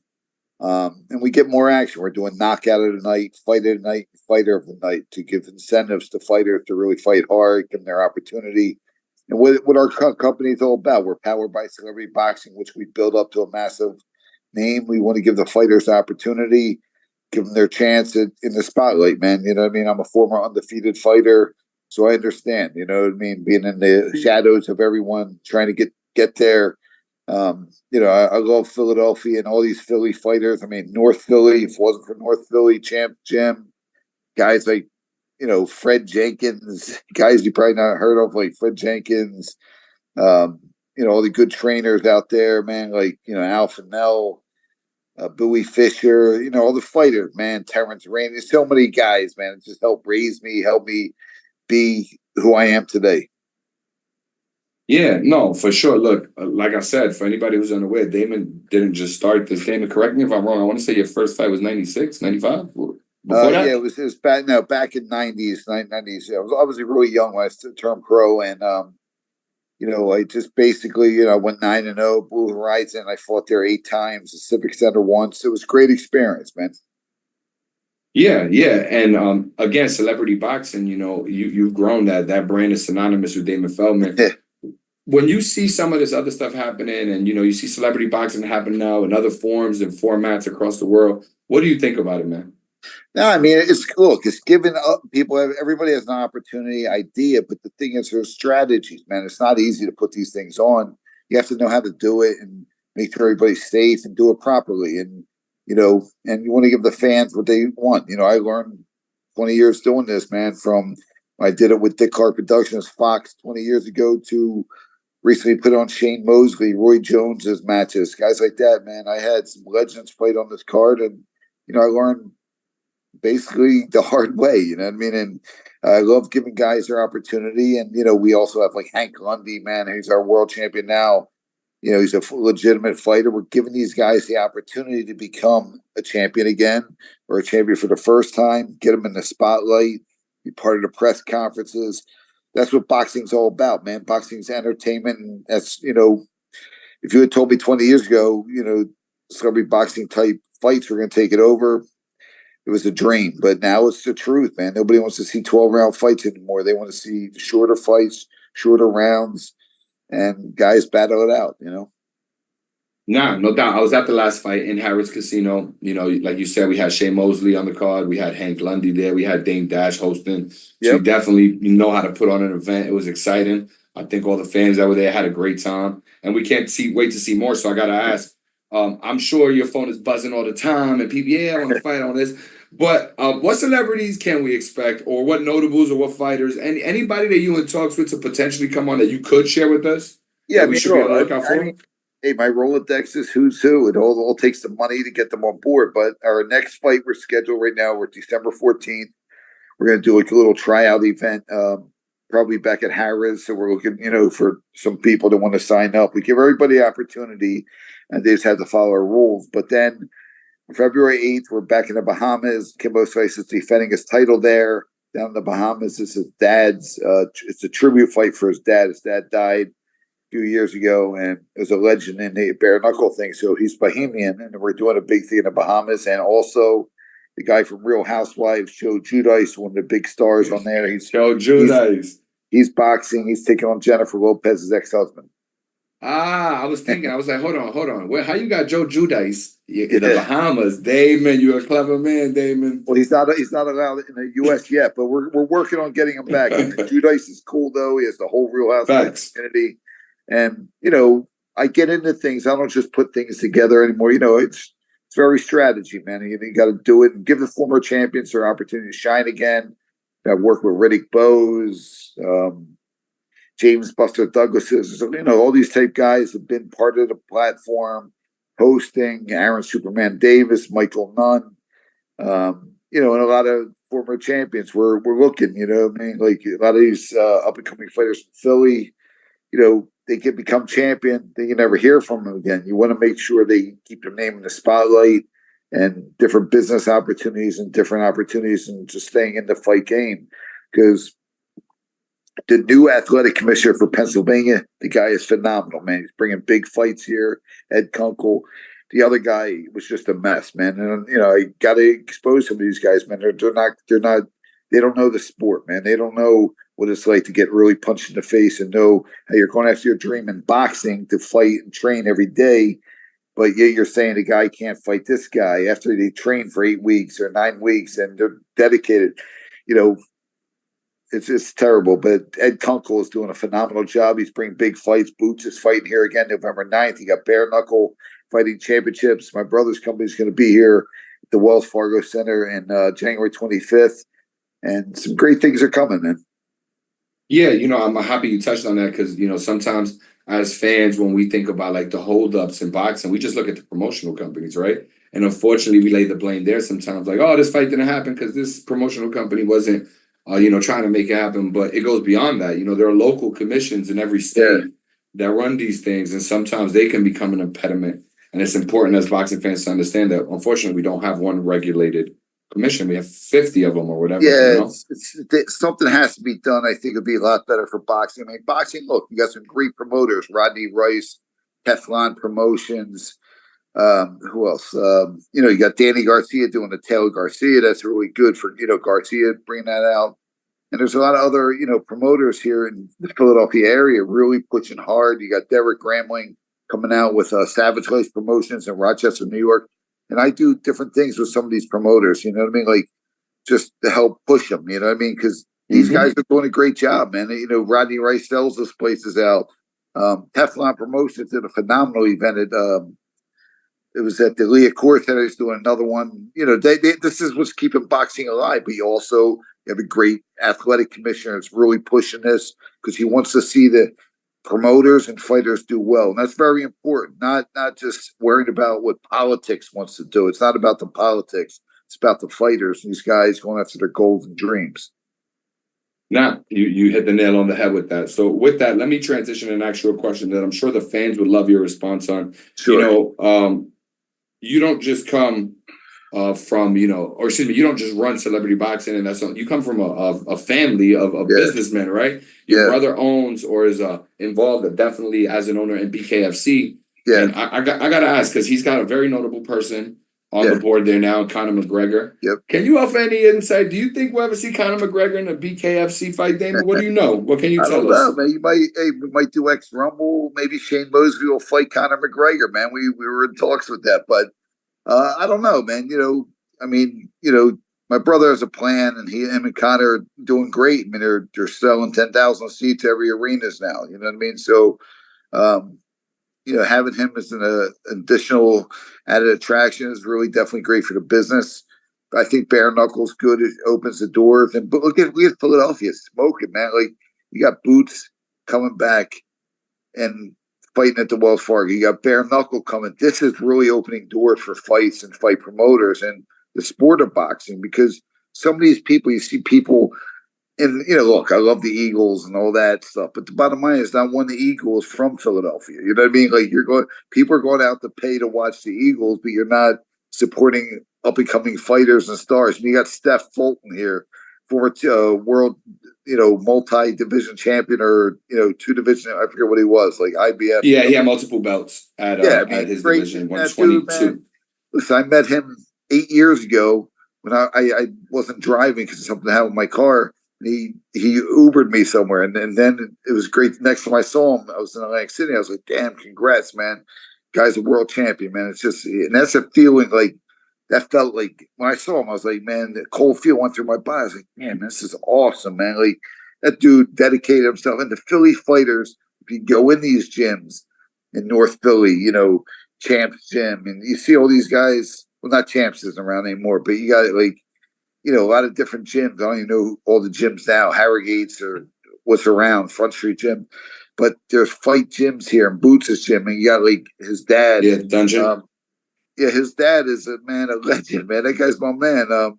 You know, Bozy is one of those guys, been around, tells the how it is, straight guy. And he had his whole fighting family, Farouk, and he had Derek, Ennis, you know, they had all the whole family. It's awesome to see, man. You know, boxing years ago, like when we were kids, and like before that, I heard they used to do like 10, 20,000 people at the arenas. Like, it's crazy that this, you know, it just changed. And hopefully it can come back, you know? No doubt. It's exactly what we want to see. And, you know, just like I said, it's tough sometimes because of the business, but I think as boxing fans, we got to make sure we're paying attention too. And we on top of our job, and we following the celebrity boxings and, you know, or whatever promos you into and aware of the fighters that are around the world. There's a lot. Look at you, man. You're a guy that's incredible for this sport, man. You're out. It's funny, like, I met you the one time. All of a sudden now, all I do is see you. All I hear about you all the time now. It's like, and you're out there really giving guys shots, man. It's really important. Is that Nipsey Hussle up there? Yeah, that's this one is a Muhammad Barak piece right here, Mubarak rather. And then this one is a dope piece I got online. But yeah, that's Nipsey and Kobe right there. So it's unbelievable, because Nipsey, I gave him the celebrity boxing honorary belt to his brother. I forget his name. A few years ago. Yeah, in LA, man. It was at my LA press conference. I always loved Nipsey, man. It's a shame, man. That's an awesome picture. Oh, thank you so much. Yeah, I'm a big Nip fan. I think you and I both stand for, or, you know, agree with a lot of what Nip was about, which is hustle, right? 100%, man. That dude he just didn't quit till he made it happen. Yep. And we both on that, Damon. So I appreciate that recognition. Yeah. Definitely trying to stay busy and keep the fight fans entertained right now. So 100%. Listen, you're like the new, like, you've been around, but you're the new face. Like, you're the new guy. It's going to really change this game a little, man. It's awesome to see, man. It really is. Plus giving people shots on FightHype, because I remember I used to try to lock down FightHype all the time. Then I finally did with Roy Jones taking on this internet star, and FightHype's huge, man. This is great. Definitely huge. Biggest platform in boxing on the internet, at least, as far as content coverage. Yeah, that's us. Thank you, Damon. For real, appreciate those words coming from you. Absolutely. You deserve it. Yep. Thank you, my guy. Damon, let me ask you this, man. From the business side of things and the way, with your insider knowledge and perspective and experience, do you think Conor McGregor versus Terrence Bud Crawford, which was a rumored thing, they were talking about doing a crossover fight. So, one boxing fight, one MMA fight, $100 million apiece. Do you think that money's real? Do you think they could have really made $100 million apiece each fight? Hey, over in Dubai, you know what they're doing now, man. They'll pay for that. I mean, that's not even a look. I respect my brother, and Conor can fight a little bit. You're talking Crawford, man. That'd be a bad mistake. Yeah. It'd be in the boxing side. Oof. But how about in the MMA side? Does Bud stand a chance? No. So it's where they could do the best of three. How about we do the best of three? They do boxing, MMA, and they can settle it either in bare knuckle or X Rumble. Ooh. See, that's why you're the promoter. We can raise, listen, and here's the thing. We get two guys like that. I can definitely raise millions for that. It's all about the right names, man. Yeah, those are two of the right names. All right, let me take you here real quick because we got one more guest coming on, y'all. So if y'all in the chat, just rock with us. We definitely appreciate my man Damon Feldman up in here with us. No, thank you, X Rumble, Celebrity Boxing. I'm just staring at the chat. If y'all got any questions, get them in there before Damon gets out of here. We want to make sure we get any questions out there y'all want. But Damon, while I still have you here, question for you. What's the biggest fight you'd want to make? And what's the biggest fight that you were negotiating that didn't get to happen? Well, I did like stuff like Meek Mill was going to fight academics, things like that. Ooh, talk about it. But they were okay. I don't think like the biggest fights, like I tried to make Mark Wahlberg versus Will Smith, because after they came out with the movies, we're like, they're both trained, they'll be awesome. But obviously, look, they're not thinking that, but the world will love it. You know what I mean? I've offered Lindsay Lohan to fight Paris Hilton I did crazy shit, man. I don't know, all kinds of wild fights. You know what I mean? What's the one that you got the closest to the finish line, but it just didn't happen, but it would have been a big one? Well, I did something really interesting. It was Marvin Hagler Jr. was going to fight Sugar Ray Leonard Jr. on the 30-year anniversary of their father's fight. I sort of hit a brick wall in my life. Hit some depression, and the brick wall flat on my face and got up. But yeah, I just want everyone to know, man, you just go after your goals and dreams. It doesn't matter how hard it is, because it's going to be hard. There's nothing happening overnight, no matter what. I mean, it took me 22 years to actually get to say, I think I made it a little, you know what I mean? So just got to keep fighting, man. Yeah, the hustle don't stop. That's for sure. Absolutely. Yep. That's for sure. Before we get our next guest on here, I got to ask you, how deep or how far did you get into the Meek Mill academics thing? Like, was it ever realistic? Well, on the academics thing, it was, like Meek, I guess, he's tight with the Rubens and all those guys. They got the money. He got money himself. But if they understood how it would really, if there was an opportunity to really see how this could change the world if two of these big names fight, I think they would do it, man. There's a strategy here. I'm going to put two major names together soon. I say within the year. Man, I'd love to see it, because you just think, and I would have loved to see that Celebrity Boxing. You think about it, Meek Mill, opinion, it's his music, you got your own perceptions, but definitely argued as one of the better rappers of his generation, right? You can't doubt that or deny that. And academics currently is #1 streamer in the world. I mean, he just got voted by Complex or whatever it was. I think those two fighting could have brought in audiences that we couldn't even think about. And what kind of revenue could it have generated? Man, stay on it. Stay on it, Damon. We need that fight. I'm going to do it. We're going to do it, man. I'm going to bring it to Philly, too, because this is where I live. And I'm going to do something huge in Philly. Like the Shane Mosley fight was good. I've done Bernard Hopkins. I've done a lot of guys over the years. And Larry Holmes, I have fought in exhibitions, things part of celebrity boxing. I'm going to do two big names in Philly. I'm going to get it. Maybe Kevin Hart will fight Meek Mill. Ooh, that'd be a good one. Battle of Philadelphia, man. Nah, no doubt. Damon, before I get you out of here, where they can follow you, anything they should know. And by the way, who knows, man? I know you say you're gonna bring me to Philly. We're gonna talk because I might want to go to the Bahamas in February. That one sounds That's right. good. Yeah. I forgot, man. You're not in Philly yet, but I'm everywhere. I'm wherever the fight is. Yeah, you're like Simon One Punch Car. He says he's everywhere. Shout out to One Punch. That's yeah, my guy. he's the best, that guy, man. And just shout out to everybody. Part of Celebrity Boxing, ex-Rumble, fought their ass off last time, and we have great things coming up. Ex-Rumble, man. December 14th, February 8th. A lot coming on. Xrumble.com. Question for you. You ain't promoting the fight yet. You don't got the business. This one just slipped through my mind, and I saw a fan comment in there I want to address. Did you see Meek Mill do sparring? Not sparring. He hit the pads. Yeah, that's what I'm saying. Exactly. I misspoke. You saw that video of him doing the pad work? Yeah, he sort of had hands a little. Okay, so you saw that video. We ain't seen nothing with Academics yet, but if you had to make a pick, Academics, Meek Mill, who you got winning that fight? I shouldn't say, but I'm going to be honest with you, man. I think Academics would have knocked him out. Ooh! I hate to say it. I'll be honest with you. Meek clip it, Ben. Clip it. Meek has hands a little, but listen, man, it looks like his jaw was there. I see Academic throwing some wild overhand punch and knocking him out. I hate it's the truth. It's real, man. No, they need to get in the ring and scrap it out. Why not? They will make a bag for sure, and I hope you're the man to put it on. Damon, you the man, bro. Thank you so much for your time today. I think I got my man Johnny Rocket and his son Johnny Rivera. Feel free to come on, guys. You can come on camera. But I appreciate everything, Damon. We're going to talk soon for sure. Thanks a lot, man. Keep it up, Kevin. Yup. Yes, sir. All yes, sir. Thank you, Damon. We out. X-Rumble. Check it out, y'all. All right, bye-bye. Johnny Rocket. Now, thank you. We got Johnny Rocket and we got my man Different Breed. So, like I told y'all, this is No Holds Barred, episode number 5.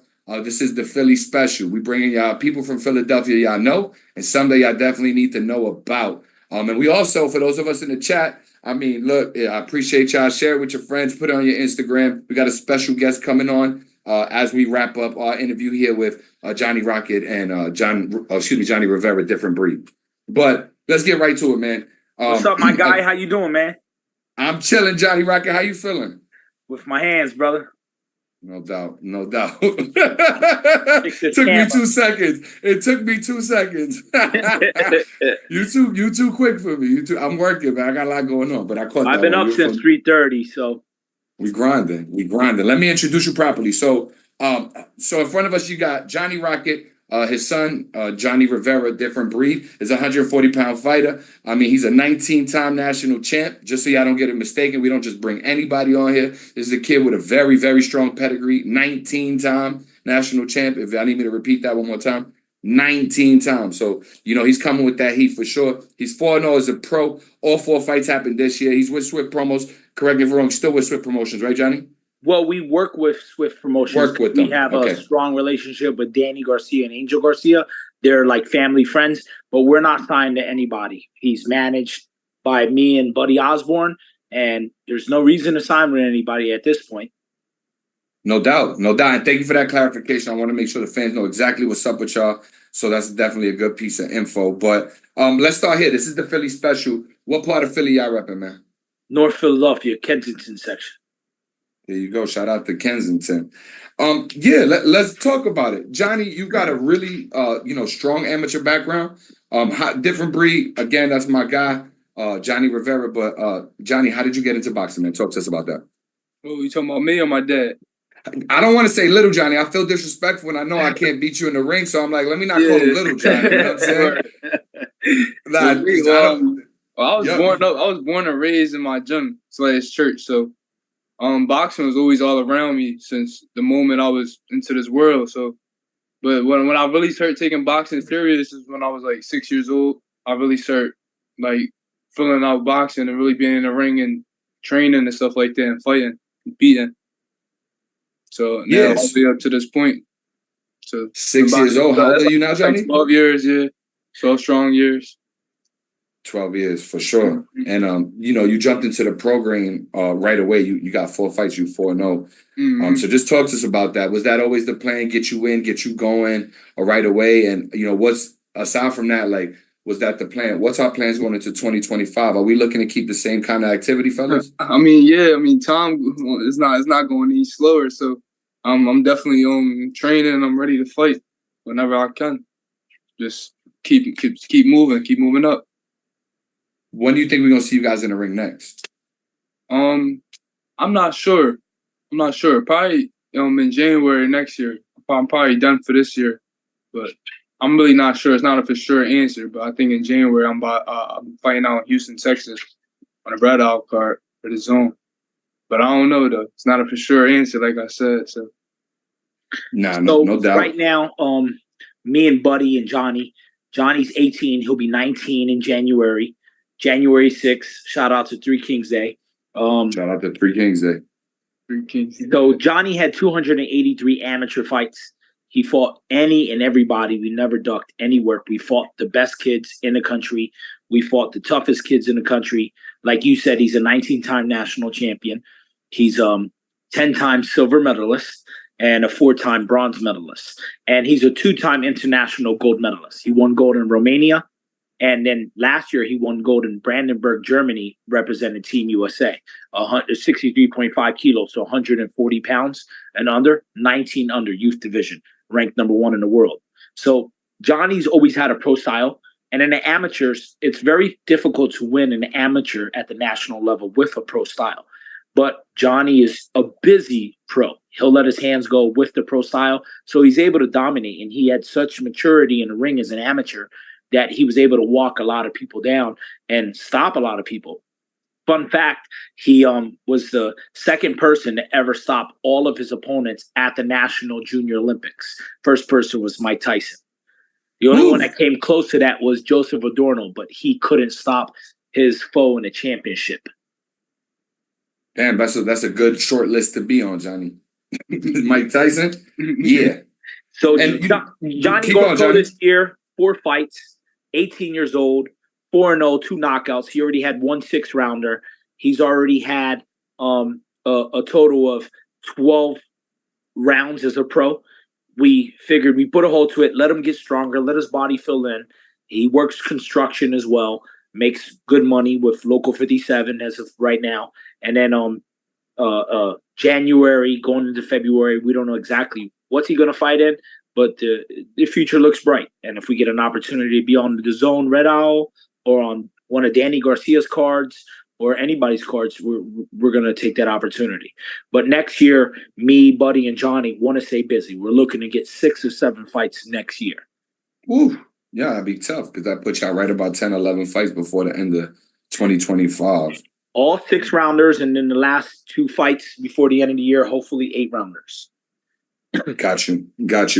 And, I want to talk about some of the experience, Johnny, because, you, like your dad said, he just laid it out there. It's undeniable. You got tons of success, experience. You've done a lot already, but fans might not be aware. So I want to make them aware. You've done work with a lot of different people. Let's start with somebody that I've been talking about already. It's the Philly Special. We had some guests on here. And by the way, I talked to Tah Smalls a couple of days ago, and he just told me to shout you out. When I mentioned you, he was like, "Lil Johnny." I was like, "You call him that because you be fighting. I don't be fighting, bro. Chill." but you're known in a lot of circles in Philadelphia. You've sparred with Boots. Speak to us about that experience because you fight at 140 pounds. Boots is 147. What was that work like for you, and what did you learn? I mean, you learn you learn who to not say like you learn, but you know who to bow to, like you know who Big Bro is, and Boots is Big Bro. You know what I'm trying to say? He is gym rat. He dedicated to the sport his whole life too. He's just the best right now. Like he's just one of the best. He's the greatest right now in Philly. So it's like looking up to that and trying to be better than that. It's a hard mission. It's like, that's Big Bro. But being in the ring with him though is a whole different thing. Like I always been saying this since I was young. Boots my favorite fighter. He always been like, I like how he Boots fight. That's my favorite fighter. But being inside the ring with him, a whole different thing, though. He touched me with his eyes closed. Like, it's just, he too sharp. It was like a while ago, like a couple months ago when I sparred him. But, yeah, he just different.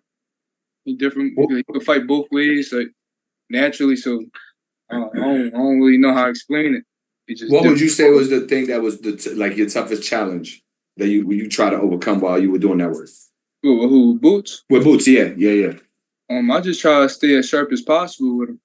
Like, I was in there with him, but he was working, but it was good work though.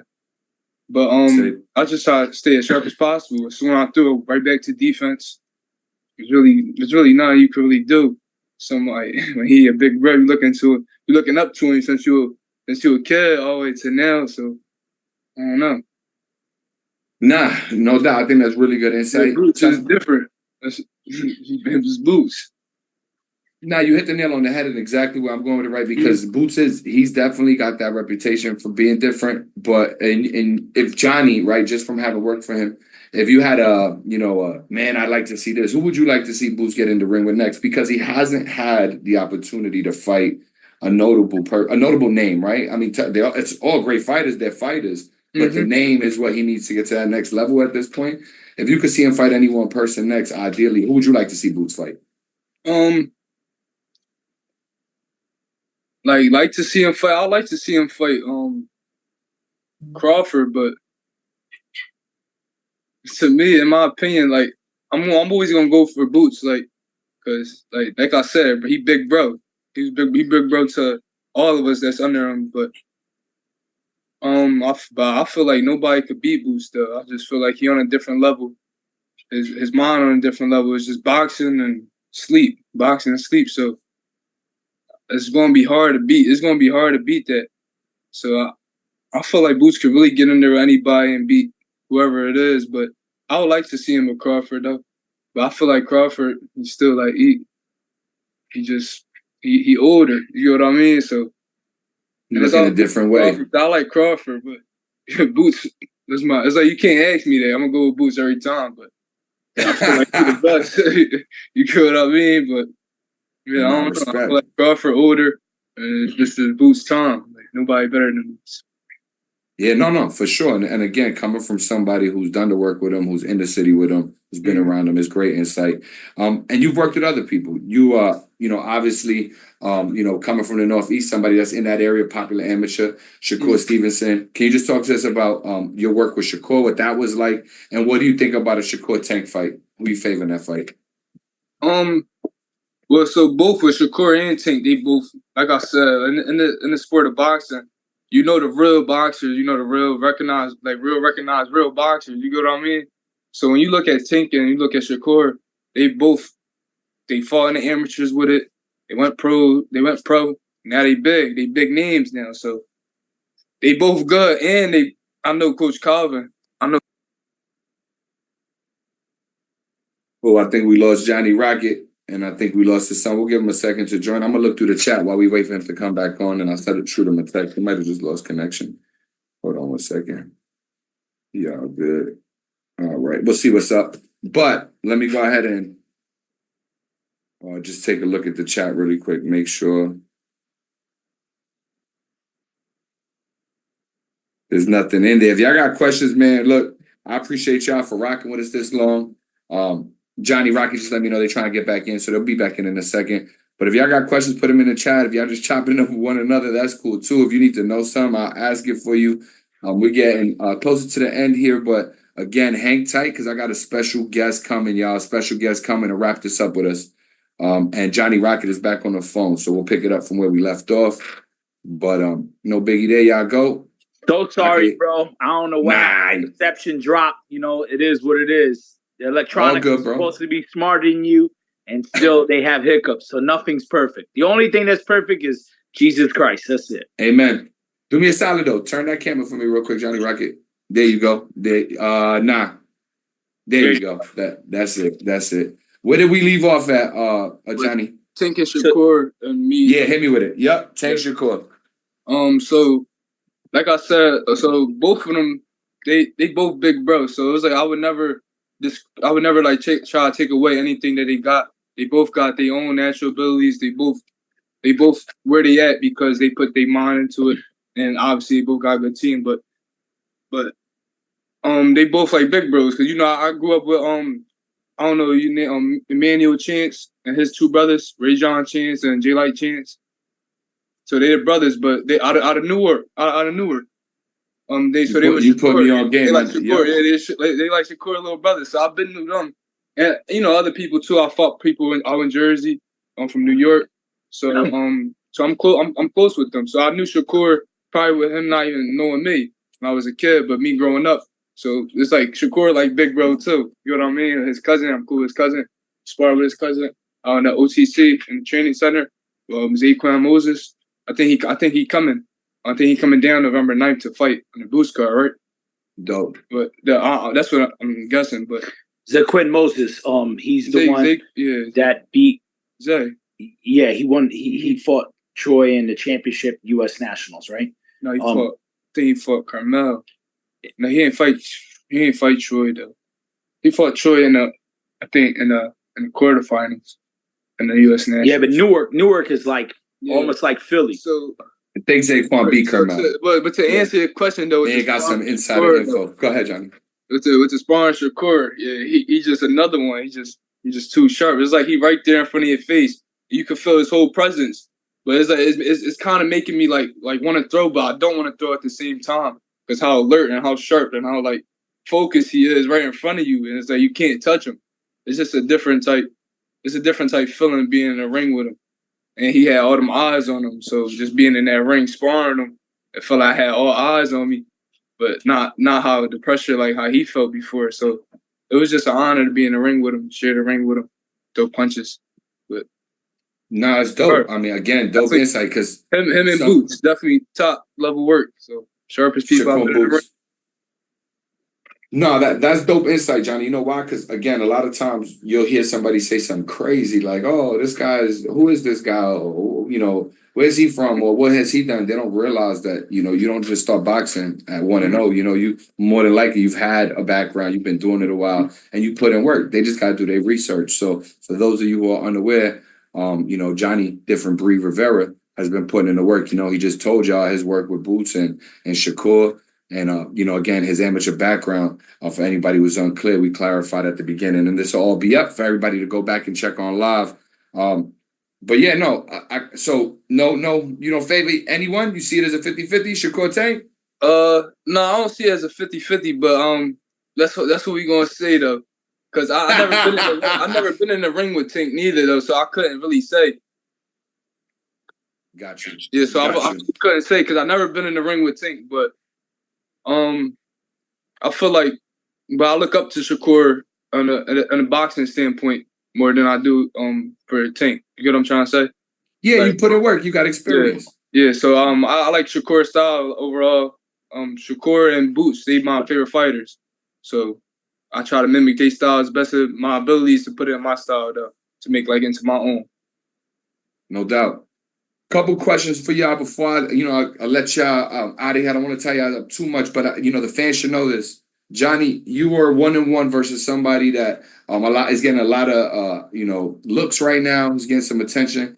He just headlined Danny Garcia's card. He's signed to Floyd Mayweather. That's Carmel Moulton. So for the fans that are unaware, just talk about that experience. You guys both beat each other. What was that like for you? And then now looking at him now, what do you think about his popularity, his rise?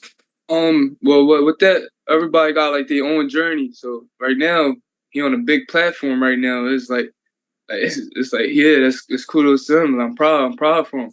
But with me and Carmel, it's basically we see each other. We see each other. In boxing, like I said, the real boxers from the unreal boxers. Obviously people real, but not on that type caliber. So me and Carmel, we've been at it. We've been fighting nationals since we was little kids, winning multiple nationals, back to back. So yeah, so me and him fought. I fought him in a silver gloves, I think in the championship. I beat him the first time, and the second time we fought at Ringside Worlds and he beat me. I think that was the next year or 2 years after. But I'm not sure though. But we recently just sparred though out in the OCC, I think in Chula Vista, the first time we went out there. And we displayed our talents in front of the OTC trainers and other high elite athletes. So for those that don't know, this Olympic Training Center, right? Yeah, Olympic Training Center. And then we trained after that, so we could go to a tournament out in Germany. But he ended up turning pro before going to the Germany trip. So, and I will say with Carmel, Since he was 8 years old, he was famous. But Carmelo though, I'm cool with him. I respect him as a person. I respect him as a fighter. I train with him out there. I like him as an individual all around. So Carmelo, like, you my man. So if you're not like throwing anything in my face, like millions or billions of dollars, like I really just don't care, like with none of that. You get what I'm trying to say? Yeah, that's your guy. Yeah. Nah, super respect. And again, I appreciate all y'all insight today. Y'all time. This was a dope episode. You know, the Philly special really showed out. I don't know how long y'all was tuned in, but we got a lot of folks on here from Philadelphia, some known, some unknown, but they made their presence felt. And I'm just very grateful. You know, you guys have always been good to me when I run into y'all in the field. And we look forward to getting y'all back on. But I can't get you out of here, Johnny Rocket. Just bear with me 1 second. I can't get you out of here without talking about Rock Ministries. You know, you're doing some dope stuff out there in Philadelphia. And I just want you to be able to share what it is that you guys got going on at Rock Ministries. So Rock Ministries, like you said, a good point. Johnny's not famous, and Johnny doesn't really care for that. Johnny's a very meek kid, humble kid, and Johnny is he's a man of character. And we're not impressed by the world celebrities and millions and billions of dollars. We just keep it pushing. And, you know, the Bible says, train up a child in the way they should go. When they grow, they will not depart from it. So Johnny being raised up at the Rock has given him that pure foundation under Jesus Christ, where he doesn't have the love for money. He's not looking at boxing to be rich one day to the next. He's not looking for a 5 to 8 year career and hurry up and get the bank. Johnny understands boxing's a long haul. And if God blesses them with millions, then amen. But that's not a desire to want to get millions, even though millions comes with this game. But Rock Ministries is a Christian ministry for the youth. And it's a safe haven for the youth. And it started with Pastor Buddy, wasn't a pastor, and he was doing Bible studies in a prison. And then he ended up training boxers at Johans. And one of his boxers, after going to nationals, a National Junior Olympics, went missing. And then he seen him 3 weeks later in the prison doing life sentence, or looking at life for 2 murders. And it broke his heart. So he stopped training kids. Then when he came back to training kids, he did it with God's word. So The Rock provides free boxing, jiu-jitsu, weights. We have a church service on Sundays and Bible studies during the week as well. We also have a second floor ministry. We just bought the old Cambria, which is also known as the old blood pit, where all the old school boxers box out of. And now that's going to be another addition to our buildings. And it's going to have mountain climbing, indoor basketball, you name it. We're going to have ping pong, chess, everything for the kids. See, in Kensington, the neighborhood has a small voice. The addicts have a big voice. The kids don't have any voice. So Buddy's heart and The Rock's heart is to be a voice and an advocacy for the kids, for the youth. You go to Nido Square Park, they don't have a park anymore. The kids in the neighborhood do not have a voice. They don't have rights. They don't have anything going for them. So The Rock is free for all the kids, all religions. We don't deny anybody. We have Muslim kids that partake there, and they're a part of Rock Ministries. And it's just a safe haven for the youth. And Jesus Christ uses boxing to be able to mentor the kids, uses weights to be able to mentor the kids. And that's what we do at The Rock, right in the heart of North Philly, on Kensington and Somerset. Argumentally, probably the worst drug neighborhood in the country right now. Yeah, very powerful stuff. Look, if y'all in that area, check my man out. Free training, you cannot beat it. And I just want to thank y'all both for y'all time. We got Johnny Rivera and my man Johnny Rocket. We broke it down for y'all. We gave y'all the background. Y'all know Johnny's pedigree. He's no slouch. He's a sharp fighter who's coming up from Philadelphia. And him and his dad are doing great things in their area to give people opportunity. And I just want to say thank you. Can't wait to see y'all again. And when I'm in Philly, you absolutely right, Johnny Rocket. I got to slide through, and I will. What we'll do is we'll set something up where you come in and see Rock Ministries, because we actually have produced over 100 national championships from The Rock, right out of The Rock. We currently have 4 undefeated pros. Johnny, different breed Rivera, 4-0, 2 knockouts. Andrew, the main event Williams, he's 1-0, 1 knockout. We have his older brother, Tyler, the Black Mamba Williams. He's 9-0 with 6 knockouts. 140, 135 fighter. And then we have Jason and Don Moreno, who's 3-0 with 3 knockouts. So we're not just a Christian ministry. We're the real deal when it comes to boxing, competing on the national level and on the pro level. We had guys like Steve USS Cunningham used to train out of there. And we had Manny Foley train out of there. We had a fortitude of some really good pros come out of that gym. Yeah, man. No, to say less. 100 national champs. There's definitely some substance to what's going on there. So definitely check them out. Thank y'all both. Appreciate y'all time. And we got to do this again soon. But we're going to talk when I'm out there. I'm in Philly like in a week or two, Johnny. I'll hit you up. Amen, brother. God bless you. Be safe. Yeah, nah. Different breed. Appreciate you, my guy. Appreciate you for having me on this interview, though. Look, it's love. Love is love. Real recognize real. I appreciate y'all. We're going to talk soon. Amen. Sure. All right, fellas. Thank y'all so much. All right, my guy.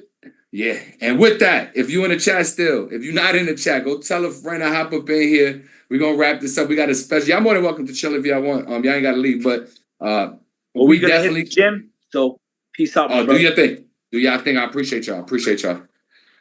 But yeah, I promised y'all a special guest to wrap this up, and we got a special guest to wrap this up. The man that loves to let y'all know exactly who he is, the most exciting man in boxing, Blair The Flair Cobbs. Can I get a... Woo! The most exciting man in boxing, baby. Never fear, Blair The Flair is here. Let's get it. Let's cook. My guy, real quick, can you turn the camera to the side just so they see you the best? Bam. Like that. There you go. Oh, that's perfect. That's perfect. Listen, Blair. Listen, man. I could not do No Holds Barred 5, the Philly special, and not have Blair The Flair Cobbs in here. Not only were you one of my first guests, man, we've been making a lot of noise since you came on, and we're going to get to it. We're going to get to it, my guy. But how you feeling? I'm feeling good, man. Right now, I'm like extremely sore. So I've been working very, very hard. Had to take the day off, which is Wednesday. Imagine how hard you're working when you gotta take a Wednesday off. That's crazy. But yeah, I've been grinding it out, ready to rumble. Yeah, no, let's get right into it. We talked about a lot last time I saw you, and I don't want to tie you up too much today. But I mean, look, we got to get to it. Since we last spoke, and you shared your thoughts and opinions on various situations, it seems like your name is everywhere, and there's just more life being breathed into potential opponents for you. But I just got to ask, what are your thoughts on everything that's happened over the last 2 weeks? Man, it's just been a big transformation, moving forward, and constantly in the media and making things happen. Look, at the end of the day, they gotta call me Mr. Make It Happen, because we out here making it happen every single day, every single night. Every time you see it, you're gonna see Blair The Flair in sight. And that's just what it is. We're out here trying to make dreams happen, trying to make boxing, keep boxing alive. And keep the wheels rolling, keep the wheels rolling. Let's keep the wheels rolling, right? Again, a lot has happened over the last 2 weeks, specifically around Devin Haney. It seems like he was very responsive to some of the things that you had to say. And I just want to get your thoughts on that. First question I got to ask you, what did you think about Devin saying he was going to drop the sparring tape and just him being triggered by some of the stuff you said? Well, I don't know. My response is, where's the tape? Where's the tape? I want to see the tape too. Where's the tape? If you talk about you spank me and sparring, I want to see the tape too. You know what I'm saying? Because it sounds real funny how you say you threaten me with a tape, but then the tape don't show. You know what I'm saying? I don't know. Maybe it didn't go as good as you thought it was gonna go when you had it, and then you had to change your mind real quick. I don't know. Yeah. I mean, I think we all want to see the tape, Blair. Just for comedic purposes. What do you think he would have on that tape? I mean, where do you think he's coming from with this? I have a tape of Blair. What could have happened there that he thinks he can display that will put you in some sort of bad light, or maybe him in a favorable one? I don't know. Devin Haney has hell of boxing skills, so maybe he might have been able to outbox me for a good 20 seconds, maybe that they could just hurry up and drop a 20-second clip, but then I don't see the even. I don't even see a 20-second clip. You know what I'm saying? Like, so I don't know. Like it sounds like cap to me. You know what I'm saying? But regardless, I ain't talking about a sparring. I'm talking about a fight. You know, so like I want to see. Let's see a fight. Let's see Blair the Flair and Devin Haney 147. Let's make it happen. You know, let's make it happen. Let's make this fight happen. Look, there's a whole lot of talk. They want to talk about it's the Devin Haney era. I call it the BM movement. You know what I mean? But I believe that it's the Blair the Flair era. And we got to be. What's the BM movement? What's the BM movement? I'm missing something. Oh yeah, the BM movement. Oh, I'm sick of the BM movement. The BM movement is bitch made movement. You know, it's short for bitch made, and there's a whole lot of bitch made going on in bitch made culture right now. You know, how you get in a fight? You in a fight, and then you sue for like fucking like for physical harassment. Like like he's out here trying to get some of that I got rape money. Like it's just, and that's not cool. That's not cool. You know what I mean? Like, come on. I know. We all saw it. And I'm be straight up. We all betted on you, man. Like we all betted on Devin Haney winning that fight. Even I did. God damn it. I did. I'm like, you know what? This is worth $20. Like, it is what it is, though. You know what I mean? Like, come on. I got you. What do you think about Bill's reaction? Some of the lives that he got on since our interview, some of the responses he's had to you. I think we lost Blair for a second. I'll get him back on though. Let me just text him really quick. Think we lost. Yeah. We waiting. Okay. All right, yeah, he should be back on any second now. There he goes. Perfect. Just give it a second, y'all. Appreciate y'all patience. Looking in that chat, let me see.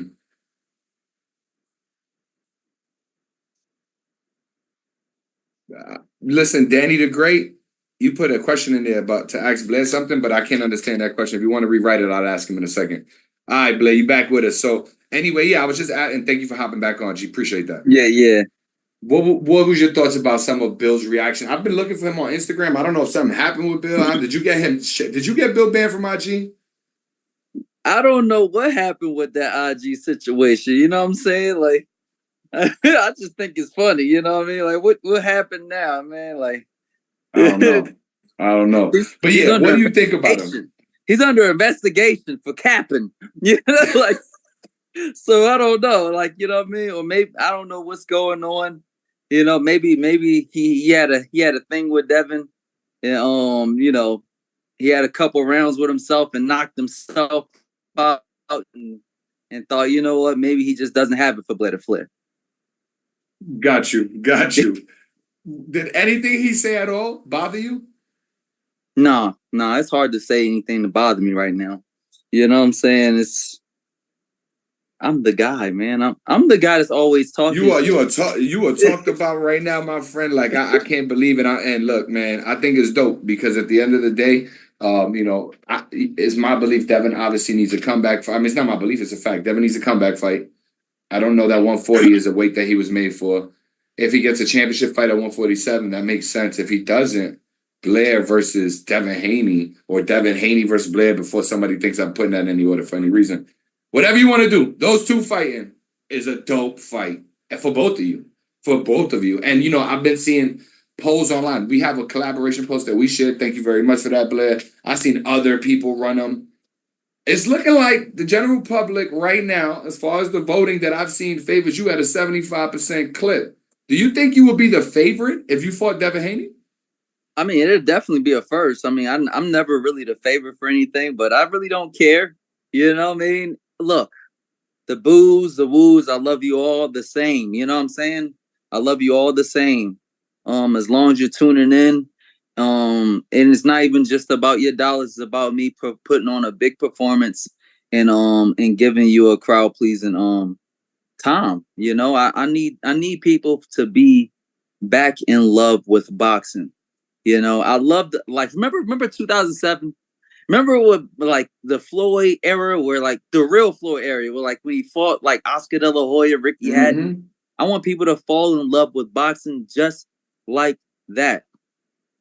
You know, that was a dope era. That was a dope era. And look, if we get those fights, the real fights, the ones that fans want to see, the ones that make sense, the ones that are very competitive, like the one we're talking about, you and Devin, I think that would be dope. But I gotta ask, if you could pick, or you can go either way, would you rather Devin or would you rather Boots? Who would you rather fight? I don't know, because they're both incredible athletes, and they're both very dangerous and at a certain level. Like Devin, not so much so. He can kind of just like steal rounds, and they never play fair. I mean, they're going to make sure everything's stacked against me. Like, look, we're paying the referee, we're paying the judges, the referee, in like the first 5 rows. Like so everybody is Devin. They do a whole lot of charades and nonsense, so, but and then you have Boots. Boots is incredibly talented, a very talented athlete. Everything is almost perfect right up until fighting. You know what I mean? Right up until, like, let's see what happens when something gets hit, when something finally gets hit, when somebody finally ring that bell. I would love to see what kind of champion he really is. Regardless, it's going to be a tough fight. Regardless, I'm not taking none of them lightly, so that's the whole thing with that. Whichever one that signs the contract first, honestly, is the one I would love to fight. Either one. Yeah. I was so this is the Philly special. I had nothing but folks from Philly on, and shout Greg out to Hackett, everybody at Rock Ministry, James Schuler's, and like all everybody. You know what I mean? Everybody out there in Philly doing their thing, man. I really love you guys. I appreciate the I appreciate the boos and the woos. You know what I'm saying? And it's all love. It's all love at the end of the day. Yeah. Nobody said nothing bad about you, nothing like that. But I did ask, right? Not on our chat. But I need somebody to say something. Well, listen, chat is wide open. If y'all want to talk to Blair ain't never run from anything. Again, y'all got limited time, so get it in there, because I'm not gonna keep Blair long, y'all. So rock with us while he's here. But either way, Blair, look, I had to ask Greg Hackett. Greg Hackett's my man. He's a dope voice in boxing. He's the voice in Philadelphia right now. He's definitely the one that has the platform. And I just asked him, I said, yo, come on, Greg, tell me something. I said, what makes more sense for Boots if he cannot get a championship fight than fighting Blair Cobbs in Philadelphia at the Wells Fargo Center? And his response, and I want to ask you, it's not so much about him, but I think that's a general perception, right?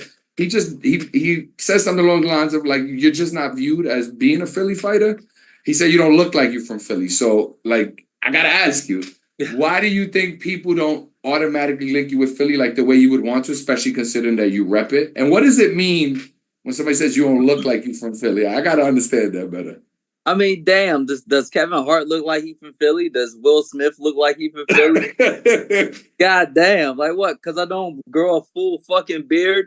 Like, you got the Aki. You got the Aki. No, just playing. Because I live in a place that's hot as fuck and I don't need to be wearing Timbs? Like, I don't understand. Like you gotta get your butters and your dickies right. Come on, Blair. I know. I gotta get my butters back. Y'all fucking playing with me over here.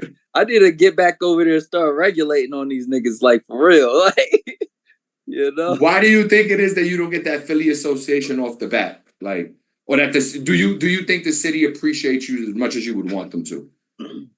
Well, I don't know. Like, this is the whole thing with me, right? The way I had to come up was different than somebody like Boots. Boots already had a whole lot of help to get to where he's at. You gotta realize this is like multiple generations to get to just this one fighter. You know what I'm saying? They had to go through the whole shit with the brothers and the father and all that stuff, all the way to get up to just that one fighter, which is Boots. You know what I mean? And they got a whole lot of help along the way, building up throughout the Olympic trials and stuff like that. And then you got somebody like me. My upbringing is different. You know what I mean? I'm coming from nothing and trying to make something out of nothing. And that's a big change. You know what I mean? And honestly, I'm be straight up. Like at this point, I would probably represent Philly harder than Boots only because of that. You know, only because of that, because like I'm that one man army to represent me. And that's really like how most of Philly is represented. You know what I mean? We didn't have fucking gangs. We got one nigga on versus the world type of situation, and families on families. But it's never really been like Philly is not really like a culmination of all the people standing together, because it's so like a crab in a barrel type of mentality out there. You know, that like they will tear you down, and like they tore me down and stopped me from progressing and getting to where I rightfully belong for a very long time. If I had popped off the way I was supposed to pop off in 2012, you know what I mean? Mm-hmm. A lot of fighters would not even be there. We probably wouldn't even know who the fuck some of these fighters were. You know what I mean? And that's just how it is. But that's how it is, man. I had to get out. I had to get out of oppression of Philadelphia in order to make it.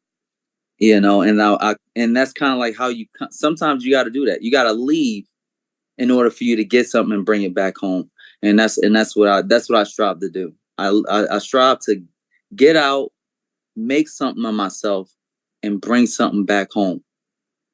Say less, man. I think you definitely got your point across. Let me ask you a question though. In terms of just Philadelphia. Man, why am I blanking here? Because I just had it in my head. Hold on, Blake. I wanted to ask you something about Philly. Man, and I don't want to get on to the next topic. Hold on 1 second. It's been a long live. There was something about Philly specifically. Man, I hope I remember before we go. I don't know what it was exactly. Again, it was right along the lines of what you were just talking about. Why am I blanking, Blair? It's been a long day. It's been a long day. You know what I mean? Oh, that's it. All they know is that Blair The Flair is coming back home. And I got it. I would love to have Boots be that guy, but if not, I would love to have somebody else be that guy. You know what I mean? For me to fight. Regardless, Blair The Flair is coming back home. I got the question. I'm sorry, I just slipped my mind. I just been asking everybody. So just let us know real quick. Where in Philly you from exactly, Blair? I'm from Germantown, honestly. Oh, yeah. Okay. But the thing is, right, when I trained in West Philly at this place called James Schuler's Boxing Mall. And that was like where I remained for pretty much my whole time there. You know, there was a time where like I just got burnt out with being in Schuler's and not having nothing done. And then I went to Johan Gym, which is closed down right now, and things like that. So like technically when I was in Philly, I represented West Philadelphia. And that's where like my roots are in boxing. You know, and I did a lot there. I trained there. I fought there. I represented Philadelphia in the Olympic qualifiers and things like that. Got you. No, thank you. Again, this being a Philly special and us having Philly fans, because even after this video ends, we'll definitely have portions of this that go up. I think it's important. You repping your city, and some folks always wonder, like, oh, this person from my city, where exactly? Now y'all know. Blair gave y'all that clarity. We're going to sign off with this, Blair The Flair. Go ahead. So my family's from North Philly, and like I stayed in Germantown for most of my time, and I had a lot of family that was like right on that border of like what we consider Cheltenham. So I've been around. Definitely a Philly native, for sure. All right, Blair. Last topic I'm gonna ask you about, and definitely just want to get your perception of it. What did you think about the Zoo fight and Zoo taking that loss and Bakram, and just your thoughts on it all? Hey man, it's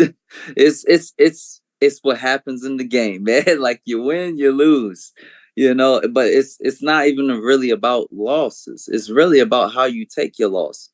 Can you bounce back? Can you lose gracefully and then learn from your mistakes and bounce back? Or are you going to be a Devin Haney? Like, and that's just like, that's the whole thing with that. because like we can't allow that to be something that's like normal. You can't make that our normality, whereas though people just can't simply just take a loss and bounce back. That's just not how it works. There you go. There you go. Loss, you shouldn't be in boxing. And you know, I wanted to ask you this. What do you think about Ryan Garcia? You know, he chimed in and he said that Devin had to go through you in order to get that rematch. Is Ryan off the hit list now since he promoted your fights? No, he's not off the hit list, but I appreciate Ryan, and like Ryan's definitely a friend of mine. Just like Devin is really a friend of mine. I'm not really against Devin, man. Like, you know what I mean?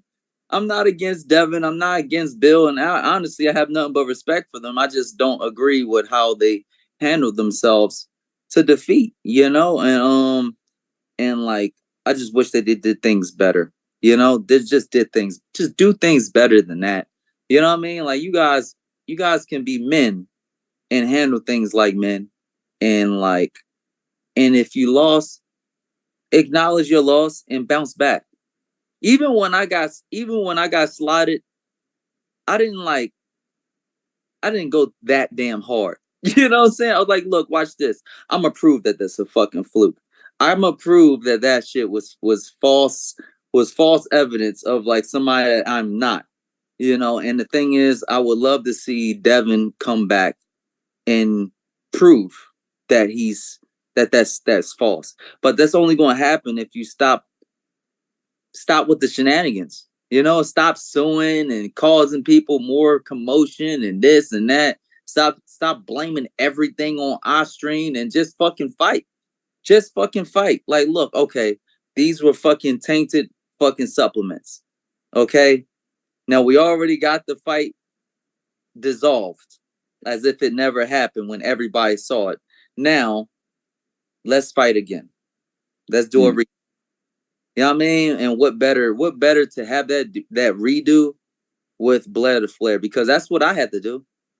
I didn't even get the Alexis Roach fight right off the bat. You know what I'm saying? I still gotta fucking wait and try to figure out ways to snatch that fight and take Golden Boy down completely. You know what I'm saying? Like with the Alexis Roach and the Virgil Ortiz. They promised me Virgil Ortiz after that Hooker fight. It never happened. Never happened. It was completely crickets after the Hooker fight. All I asked for is just to be fair with it. You know what I'm saying? Like, and where you at with Oscar nowadays, Blair? Fucking people, huh? Where you at? Where's your relationship at with Oscar nowadays? Yeah, just where you at, and what do you think about his whole Clapback Thursday session? Oh well, shit. I'm gonna tell you the truth. I love that shit. I'm all about drama. You know what I'm saying? And so the claps be all off beat. I love it too. It's dope. It's dope. Love it. I love it. You know what I'm saying? Like everything that I would ever want from like a promoter. Talk some shit, start some shit, get some shit done. You know what I mean? It's just the problem is just like, you know, but also be there for your fighters. And don't be one-sided. Don't always just pick one side just because of like a Mexican fan base, because boxing is bigger than just Mexico. You know what I'm saying? Or just like the few Mexicans that's in America. We have everybody. And the crazy part is, right, I got a lot of Mexican friends and fams. I got family Mexicans. I got fucking friends that are Mexican, and I got fans that are Mexican. And they just could not do anything with somebody that's not Mexican. That's not good, you know, especially for such a powerful and beautiful brand as Golden Boy. I believe that they could have did better, not just with me, but with Rashidi Ellis. You know what I mean? How you going to hang him out the drive when he beats Alexis Rocha? You know what I mean? Like it's just a lot of nonsense going on, you know. And it's like, okay, it could be better. It could be better. Where are you and Oscar at today? Have you spoke with him recently? You got cool? Did y'all leave on like bad terms? I spoke to him, and honestly, like if we was to have a conversation right now, it'd probably be about like, okay, look, you guys just give me the money that's owed to me because you put me on a shelf for 2 fucking years. you stopped me from signing contracts with other promoters and making things happen, making major fights happen when I came off of that big high with the Maurice Hooker fight. You know what I mean? That you thought I was going to lose. You know what I'm saying? Give me my $1 million so I can move on, and then and let's continue the relationship, but in a better fashion. Just give me a fair shot is what I would say. But that's all I had to say about that. Like where I am, how I wanted to go. Now, as far as Golden Boy and how they wanted to go, I don't know, man. Like it's like, you know, we have to do better with promoters. We have to keep them you know, making sure that they do what they say they're going to do. If they say that they're going to feed Virgil to me after the Hooker fight, they should just did that. Don't just say, "Oh yeah, it's too risky." I'm like, what? It's too risky, but he's supposed to be your main guy. If he's not, if it's too risky for him to fight Blair The Flair, then Blair The Flair's your guy. Then Blair The Flair's your true champion. Then like, you know, let's make something happen. If I'm your champion too, take care of me, man. Give me another fight. Keep it moving. You know what I mean? Keep it moving. You know? Yeah, I got you. Let me ask you. Dude had to move up in weight anyways. I could have still been killing shit at 147, and Golden Boy could have been getting all that money from one of the most charismatic characters in boxing in a long time, since Hector days.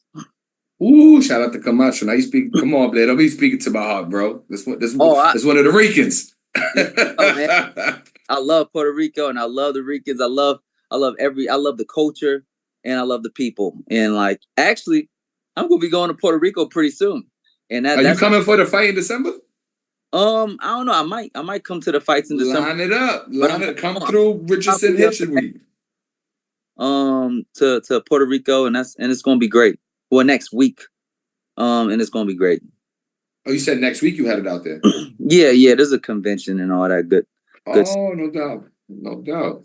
Nah, have fun, bro. Have a good time. Let me ask you something just real quick, because we touched on them, and this is definitely our last question, but I'm gonna let you out of here for sure. Do you think anything was exposed in Virgil Ortiz's last fight about him and his capability of reaching the next level, or do you think it was just a tough fight? I don't know. I mean, like, look, Virgil never changed, though. Virgil never changed. He's always been the same. He's always been a tough guy, you know, that probably have problems with a moving target, and probably have a little bit of problems with somebody that punches back. That's not just a punching bag.